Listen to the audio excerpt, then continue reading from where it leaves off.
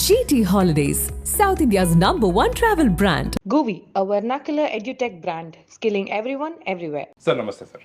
ನಮಸ್ಕಾರ ಸರ್, ನಿಮ್ಮ ಮೊದಲ ಚಿತ್ರ ಘಟಶ್ರಾತದ ಫಿಲ್ಮ್ ರಿಸ್ಟೋರೇಷನ್ದು ಸುದ್ದಿ ಕೇಳ್ಪಟ್ವಿ. ಸೊ ಹಾಗಾಗಿ ಅದರ ಬಗ್ಗೆ ಒಂದು ಸಂದರ್ಶನ ಮಾಡೋಣ ಅನ್ನೋದು ಮೂಲ ಉದ್ದೇಶವಾಗಿತ್ತು.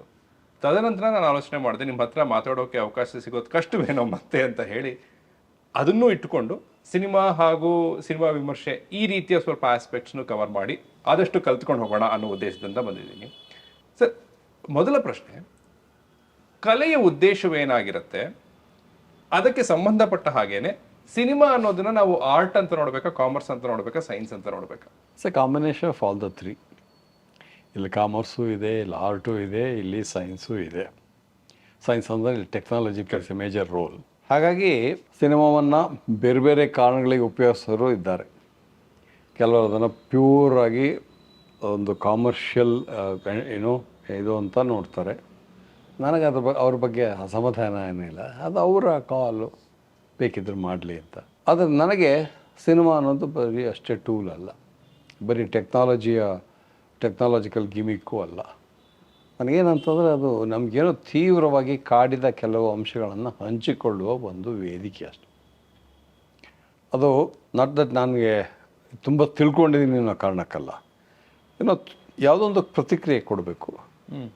ಅದನ್ನು ನಾನು ವ್ಯಾಖ್ಯಾನಿಸಿದ ರೀತಿಯಲ್ಲಿ ಜನರ ಮುಂದೆ, ಪ್ರೇಕ್ಷಕರ ಮುಂದೆ, ನೋಡುಗನ ಮುಂದೆ ಹಂಚಿಕೊಳ್ಳೋದಷ್ಟೆ.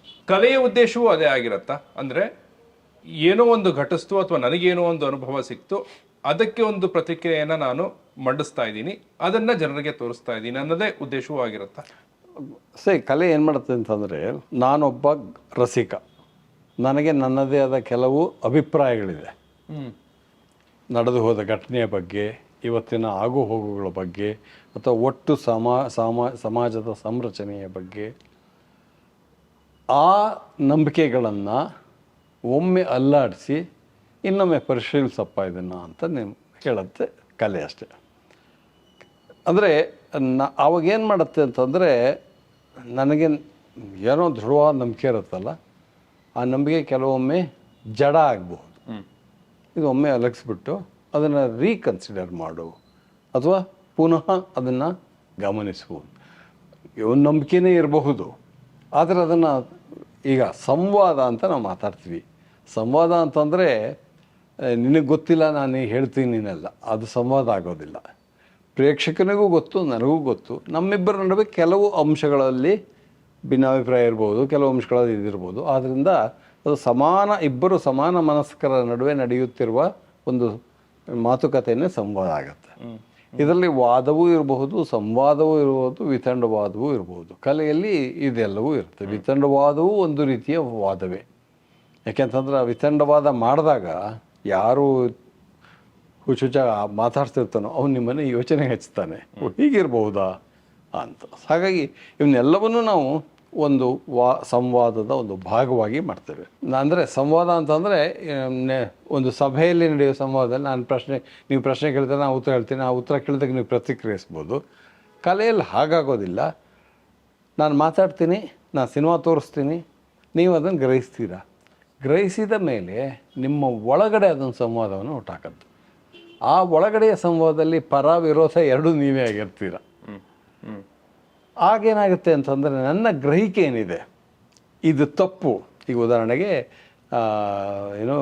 ಇದು ಅಂತ ಇಟ್ಕೊಳ್ಳಿ, ಯಾವುದು ಓಪನ್ ಮಾರ್ಕೆಟ್ ಸರಿ ಅಂತ ಒಂದು ಸಿನಿಮಾ ಹೇಳಿದರೆ, ನಾನು ಅದು ನೋಡ್ತಾ ಸುಮ್ಮನೆ ಅವ್ನು ಹೇಳಿದ್ದೆಲ್ಲ ಕರೆಕ್ಟ್ ಅಂತ ನಾನು ಒಪ್ಕೊಳ್ಳಲ್ಲ. ಅವ್ನು ಹೇಳ್ತಿರೋ ಸರಿಯಲ್ಲ ಅಂಥೇಳಿ ಅದರ ಪರ ವಿರೋಧ ಎರಡು ನಾನೇ ಆಗಿ ಯೋಚನೆ ಮಾಡ್ತೀನಿ. ಅವಾಗೇನಾಗುತ್ತೆ ಅಂತಂದರೆ, ಅದು ಒಂದು ವಾಹಕವಾಗಿ, ಸಿನಿಮಾ ಅನ್ನೋದು ವಾಹಕವಾಗಿ ಇವನ ಚಿಂತನೆಯನ್ನು ಒಂದು ಚೂರು ಬೆಳೆಸುತ್ತೆ. ಹಾಗಾಗಿ ಕಲೆ ಆ ರೀತಿಯಲ್ಲಿ ಕೆಲಸ ಮಾಡುತ್ತೆ ಅಂತ ನಾನು ತಿಳ್ಕೊಂಡಿರೋದು. ಆ್ಯಂಡ್ ಈ ಸಿನಿಮಾಕ್ಕೂ ಮತ್ತು ಉಳಿದ ಕಲೆಗಳಿಗೂ ಇರೋ ವ್ಯತ್ಯಾಸ ಏನು ಅಂತಂದರೆ, ಪರ್ಫಾರ್ಮಿಂಗ್ ಆರ್ಟ್ಸಲ್ಲಿ ಎಸ್ಪೆಷಲಿ ನಾಟಕ, ಸಿನಿಮಾ, ಜಾನಪದ ಕಲೆಗಳಲ್ಲೆಲ್ಲ ಏನಾಗುತ್ತೆ, ನಾವು ಮೊದಲು ಅದನ್ನು ನೋಡ್ತಾ ಇದ್ದಾಗ ಅನುಭವಿಸ್ತೀವಿ, ಆಮೇಲೆ ಅದನ್ನು ಯೋಚನೆ ಮಾಡೋಕ್ಕೆ ಹಚ್ತೀವಿ. ವಿಚಾರ ಬರೋದು ಆ ನಂತರ, ಅನುಭವದ ಮೂಲಕ ವಿಚಾರ ಉಟ್ಕೊಳ್ಳುತ್ತೆ. ಇನ್ನು ಕೆಲವು ಕಲೆಗಳಲ್ಲಿ, ಉದಾಹರಣೆ ಸಾಹಿತ್ಯದಲ್ಲಿ, ವಿಚಾರದಿಂದ ಅನುಭವ ಉಟ್ಕೊಳ್ಳುತ್ತೆ. ಸೊ ಇವೆಲ್ಲ ಸಣ್ಣ ವ್ಯತ್ಯಾಸ ಇದ್ದೇ ಇದೆ. ಅನುಭವದಿಂದ ವಿಚಾರದಿಂದ ಅನುಭವ. ಸರ್, ಒಬ್ಬ ಕಲಾವಿದ ಒಪಿನಿಯನೇಟೆಡ್ ಆಗಿ ಇರಲೇಬೇಕಾ? ಒಪಿನಿಯನ್ ಇಲ್ಲದೆ ಇರೋ ವ್ಯಕ್ತಿ ಇರೋದೇ ಇಲ್ಲ. ನಾನು ಯಾರೋ ಹೇಳ್ತಾರೆ ಇಲ್ಲ ಪೊಲಿಟಿಕಲ್ ಇರಲೇಬೇಕಾ ಅಂತ ಕೇಳ್ತಾರೆ. ನಾನು ಹೇಳೋದು ಶೋ ಮಿ ಒನ್ ಆ್ಯಕ್ಷನ್ ಸರಿ ವಿಚ್ ಈಸ್ ಅಪೊಲಿಟಿಕಲ್. ಇಲ್ಲ, ನಮ್ಮ ಎಲ್ಲ ಕ್ರಿಯೆಗಳು ಎಲ್ಲ ಮಾತುಗಳು ಪೊಲಿಟಿಕಲ್ಲೇ ಆಗಿರುತ್ತೆ. ಪೊಲಿಟಿಕಲ್ ಅಂತಂದರೆ ಈ ರಾಜಕೀಯ ಅಲ್ಲ, ಅಂದರೆ ಒಂದು ಪಕ್ಷ ಪರ ಒಂದು ಪಕ್ಷದ ವಿರುದ್ಧ ಅಲ್ವೇ ಅಲ್ಲ, ನಿಲುವಿನ ಇದಲ್ಲ, ಸೈದ್ಧಾಂತಿಕ ಪರ ವಿರುದ್ಧನೂ ಅಲ್ಲ. ಇದು ಹೇಳಿದಾಗ ನೋಡಿ, ನಾವು ಪೊಲಿಟಿಕ್ಸ್ ಅನ್ನೋದನ್ನ ಎಷ್ಟು ಲೂಸಾಗಿ ಬೆಳೆಸ್ತಾ ಇರ್ತೀವಿ ಅಂತಂದರೆ, ನಾವು ಸೈದ್ಧಾಂತಿಕ ರಾಜಕಾರಣ ಒಂದನೇ ರಾಜಕಾರಣ ಅಂತ ಹೇಳ್ತೀವಿ. ಇಲ್ಲ, ನಮ್ಮ ಎಲ್ಲ ಕ್ರಿಯೆಗಳಲ್ಲೂ ರಾಜಕೀಯತೆ. ಅದಕ್ಕೆ ನಾನು ಅದನ್ನ ಶಬ್ದವನ್ನು ರಾಜಕೀಯತೆ ಅಂತ ನನ್ನ ಪುಸ್ತಕದಲ್ಲಿ ಬಳಸ್ತಾ ಇದ್ದೀನಿ. ಈ ಬಿಂಬನ ಅಂತ ಒಂದು ಪುಸ್ತಕ ಬರಿತಾ ಇದ್ದೀನಿ. ಅದರಲ್ಲಿ ರಾಜಕೀಯತೆ ಅಂತ, ಯಾಕಂದರೆ ರಾಜಕೀಯ ಅಂದ ತಕ್ಷಣ ನಾವು ಸುಲಭವಾಗಿ ಅದು ಬಲ ಎಡ ಏನೋ ಥರ್ಡ್ ವರ್ಲ್ಡು ಫಸ್ಟ್ ವರ್ಲ್ಡು ಈ ಥರ ಸುಲಭವಾಗಿ ವಿಂಗಡಿಸ್ಕೊಂಡ್ಬಿಡ್ತೀವಿ. ಅಲ್ಲ, ಸಣ್ಣ ಸಣ್ಣ ಕೃತಿಗಳಲ್ಲೂ ಕೂಡ ರಾಜಕೀಯತೆ ಇರುತ್ತೆ. ಮಣಿಕಲ್ಲು ಭಾಳ ಚೆನ್ನಾಗಿ ಹೇಳ್ತಿದ್ರು ಅದನ್ನು. ಒಬ್ಬ ಮರದ ತುಂಡನ್ನು ಚಿಸಲ್ ಮಾಡಿ ಕತ್ತೆ ಮಾಡಿ ಅದನ್ನು ಕುರ್ಚಿ ಮಾಡಿದ್ರೆ ನನಗದು ಪೊಲಿಟಿಕ್ಸ್. ಯಾಕಂದರೆ ಅದು ಈಗಿರುವ ಸ್ಥಿತಿಯನ್ನು ಬದಲಾಯಿಸಿದ್ದಾನೆ. ಹಾಗಾಗಿ ಇರುವ ಒಂದು ಸ್ಥಿತಿಯನ್ನು ಹೊಸದಾಗಿ ಗ್ರಹಿಸುವ, ಇರುವ ಒಂದು ಸ್ಥಿತಿಯನ್ನು ಬದಲಿಸುವ ಅಥವಾ ಇರುವ ಸ್ಥಿತಿಯನ್ನು ವ್ಯಾಖ್ಯಾನಿಸುವ ಎಲ್ಲ ಕ್ರಿಯೆಗಳು ರಾಜಕೀಯವೇ. ಹಾಗಾಗಿ ನನಗೆ ಪಾಲಿಟಿಕ್ಸ್ ಇಲ್ಲದ ಸಿನಿಮಾ ಇಲ್ಲ, ಪಾಲಿಟಿಕ್ಸ್ ಇಲ್ಲದ ಮಾನವ ಕ್ರಿಯೆ, ಮನುಷ್ಯ ಕ್ರಿಯೆಗಳಿಲ್ಲ. ಅದನ್ನು ನಾನು ಹೀಗೆ ಕೇಳ್ಬೋದಾ, ನನಗೆ ಒಪಿನಿಯನ್ಸ್ ಇವೆ, ಆದರೆ ಆ ಒಪಿನಿಯನ್ಸ್ ಬಗ್ಗೆ ನಾನು ಎಷ್ಟು ಕಾನ್ಷಿಯಸ್ ಆಗಿದ್ದೀನಿ ಅನ್ನೋದು ಮುಖ್ಯವಾಗುತ್ತಾ ಒಬ್ಬ ಕಲಾವಿದನಿಗೆ? ಒಬ್ಬ ಕಲಾವಿದ ತುಂಬ ಒಂಥರ ಡೈಡಾಕ್ಟಿಕ್ ಆಗಿದ್ದಾಗ ತನ್ನದೇ ಸರಿ ಅನ್ನುವ ಹಠದಿಂದ ಮಾತಾಡ್ತಾ ಇರ್ತಾನೆ. ಆ ಹಠ ಸರಿಯೋ ತಪ್ಪೋ ಅನ್ನೋದು ನಾವು ಮಾತಾಡ್ಕೋಬೇಕಾದ್ದು. ಯಾಕೆಂದರೆ ಒಂದು ಸಂವಾದದಲ್ಲಿ ಹಠ ಒಂದೇ ಮುಖ್ಯ ಆಗಲ್ಲ. ಸಂವಾದ ಮಾಡೋದೇ ಒಂದು ನನಗೂ ಒಂದು ಸ್ವಲ್ಪ ಗೊತ್ತು, ನಿನಗೂ ಒಂದು ಸ್ವಲ್ಪ ಗೊತ್ತು, ಇದು ಮಾಡ್ಕೊಳ್ಳೋಣ, will let us arrive at A ಏನೋ ಅಂತ. ಹಾಗಿದ್ದಾಗ ತೀರ ಹಠ ಇದ್ದರೆ ಅದು ತುಂಬ ಡೈಡಾಕ್ಟಿಕ್ ಆಗ್ತಾ ಹೋಗುತ್ತೆ. ಅಂದರೆ ನಾನು ಕಂಡಿದ್ದೇ ಸತ್ಯ ಅಂತ.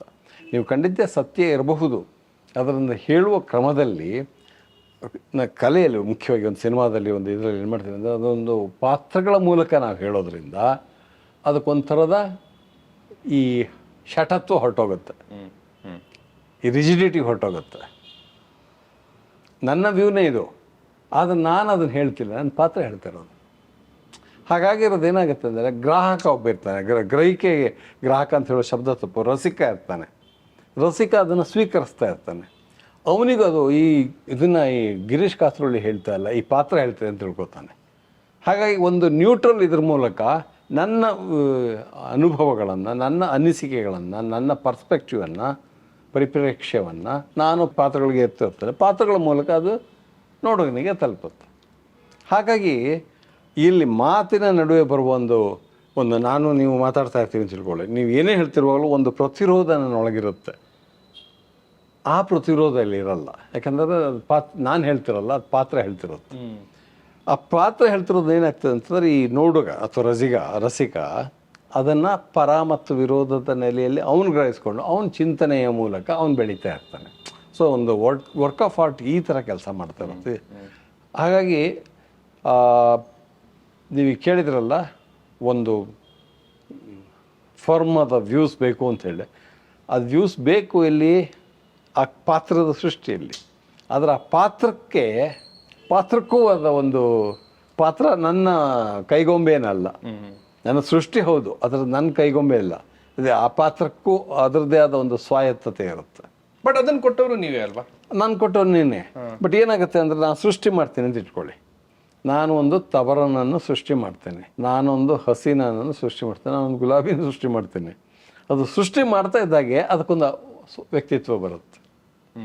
ಆ ವ್ಯಕ್ತಿತ್ವ ಬಂದಾಗ ನನಗೆ ಈಗ ನಾನು ಮಾತಾಡ್ತಿದ್ದೀನೋ ಆ ಪಾತ್ರ ಮಾತಾಡ್ತಿದೆಯೋ ಅನ್ನೋದು ಯೋಚನೆ ಮಾಡಬೇಕಾಗತ್ತೆ. ಇದನ್ನು ಭಾಳ ನನಗೆ ನಾನೊಂದು ಡಾಕ್ಟರ್ ಯು ಆರ್ ಅನಂತಮೂರ್ತಿಯವ್ರ ಮೇಲೆ ಒಂದು ಸಾಕ್ಷ್ಯಚಿತ್ರ ಮಾಡಿದ್ದೆ. ಹೌದು, ಅದರಲ್ಲಿ ಅನಂತಮೂರ್ತಿ ಕೊನೆಗೆ ಒಂದು ಹೇಳ್ತಾರೆ, ಭಾಳ ಅದ್ಭುತವಾದ ಅನಾಲಿಸಿಸ್ ಅದು ಅಂತ ಅನ್ನಿಸ್ತು. ನನಗೆ ಹೇಗೆ ಒಂದು ಸ್ವಾಯತ್ತತೆ ಇರುತ್ತೋ, ನನಗೆ ನನ್ನದೇ ಆದ ಒಪಿನಿಯನ್ ಹೇಗಿರುತ್ತೆ, ಹಾಗೆ ನನ್ನ ಪಾತ್ರಕ್ಕೂ ಒಂದು ಒಪಿನಿಯನ್ ಇರುತ್ತೆ. ಆ ಪಾತ್ರದ ಮೇಲೆ ನನ್ನ ಅಭಿಪ್ರಾಯ ಹೇಳ್ತಾ ಇದ್ದರೆ ಆ ಪಾತ್ರದ ಸ್ವಾಯತ್ತತೆ ಹೊರಟೋಗುತ್ತೆ. ಆದರೆ ಪಾತ್ರದ ಇದನ್ನು ನಾನು ಹೇಳ್ತಿದ್ರೆ ನನ್ನ ಸ್ವಾಯತ್ತತೆ ಹೋಗ್ತದೆ.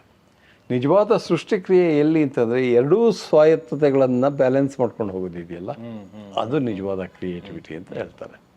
ಅದು ನನಗೆ ಬಹಳ ಸುಂದರ ಅಂತ ಅನ್ನಿಸ್ತು. ಯಾಕಂದರೆ ಅದರಿಂದ ಅಳಿದ ಮೇಲೆ ಅಂತ ಒಂದು ಕಾದಂಬರಿನ ಕಾರಂತರು ಬರೆಯೋಕ್ಕೆ ಸಾಧ್ಯವೇ ಇಲ್ಲ. ನಂಬದೇ ಇದ್ದ ಕಾರಂತರು ದೇವರನ್ನು, ಪುಣ್ಯವನ್ನು, ಇದೆಲ್ಲ ಕಾರಂತರು ಹೆಂಗೆ ಬರೆದ್ರು? ಇಲ್ಲ ನೋಡಿ, ಅದರಲ್ಲಿ ಕೊನೆಗೂ ಯಶವಂತರಾಯರು ಹೋಗಿ ಆ ಅಜ್ಜಿಗೆ ಎಲ್ಲ ಕೊಟ್ಟಾಗ ಅಜ್ಜಿನ ದೇವಸ್ಥಾನ ಕಟ್ತೀನಿ ಅಂತಾರೆ. ಅದು ಹಣದಿಂದ ಯಶವಂತರಾಯರು ಅಜ್ಜಿಗೆ ಕೊಡಬೇಕಾದ ದುಡ್ಡನ್ನು ಈ ಶಿವರಾಯರು ಹೋಗಿ ಕೊಡ್ತಾರೆ. ಏನು ಮಾಡ್ತೀರಿ ಅಂದರೆ ಅದು ದೇವಸ್ಥಾನ ಕಟ್ತೀನಿ ಅಂತಾರೆ. ಕಾರಂತರು ಹೆಂಗೆ ಬರೆಯೋಕ್ಕಾಗತ್ತದು ಅಂತ ಅಂದರೆ ಅದು ಕಾರಂತರ ಒಪಿನಿಯನ್ ಅಲ್ಲ, ಅದು ಅಜ್ಜಿಯ ಒಪಿನಿಯನ್. ಅದರ ಸೌಂದರ್ಯ ಎಲ್ಲಿ ಬರುತ್ತೆ ಅಂತಂದರೆ, ಇದು ಕಾರಂತರು ಅದರ ಬಗ್ಗೆ ಅನುಮಾನ ಇದ್ದರೂ ಕೂಡ ಅಲ್ಲಿ ಅದರ ಬಗ್ಗೆ ಗೌರವದಿಂದ, ಯಾಕಂದರೆ ಅದು ವ್ಯಕ್ತಿಯ ಅನಿಸಿಕೆ, ಪಾತ್ರದ ಅನಿಸಿಕೆ. ಪಾತ್ರಕ್ಕೆ ಸೃಷ್ಟಿ ಯಾರು ಮಾಡಿದ್ದು? ಕಾರಂತರೇ. ಆದರೆ ಆ ಪಾತ್ರಕ್ಕೆ ಒಂದು ಸ್ವಾಯತ್ತತೆ ಇರುತ್ತಲ್ಲ, ಅಲ್ಲಿ ಬರುತ್ತೆ ಕಾರಂತರ. ಸರ್, ನಾನು ಘಟಶ್ರಾದ್ದದ ಬಗ್ಗೆ ತದನಂತರ ಕೇಳೋಣ ಅಂತಿದ್ದೆ, ಬಟ್ ಈಗಲೇ ಕೇಳ್ಬಿಡ್ತೀನಿ. ಈಗ ಯಮುನಕ್ಕ, ಇದು ಅನಂತಮೂರ್ತಿ ಅವರ ಕಾದಂಬರಿ ಆಧಾರಿತವೇ ಆಗಿದ್ರು ಕೂಡ ನಿಮಗೂ ಒಂದು ನೋಟ ಖಂಡಿತ ಇದ್ದೇ ಇರುತ್ತೆ ಯಮುನಕ್ಕನ.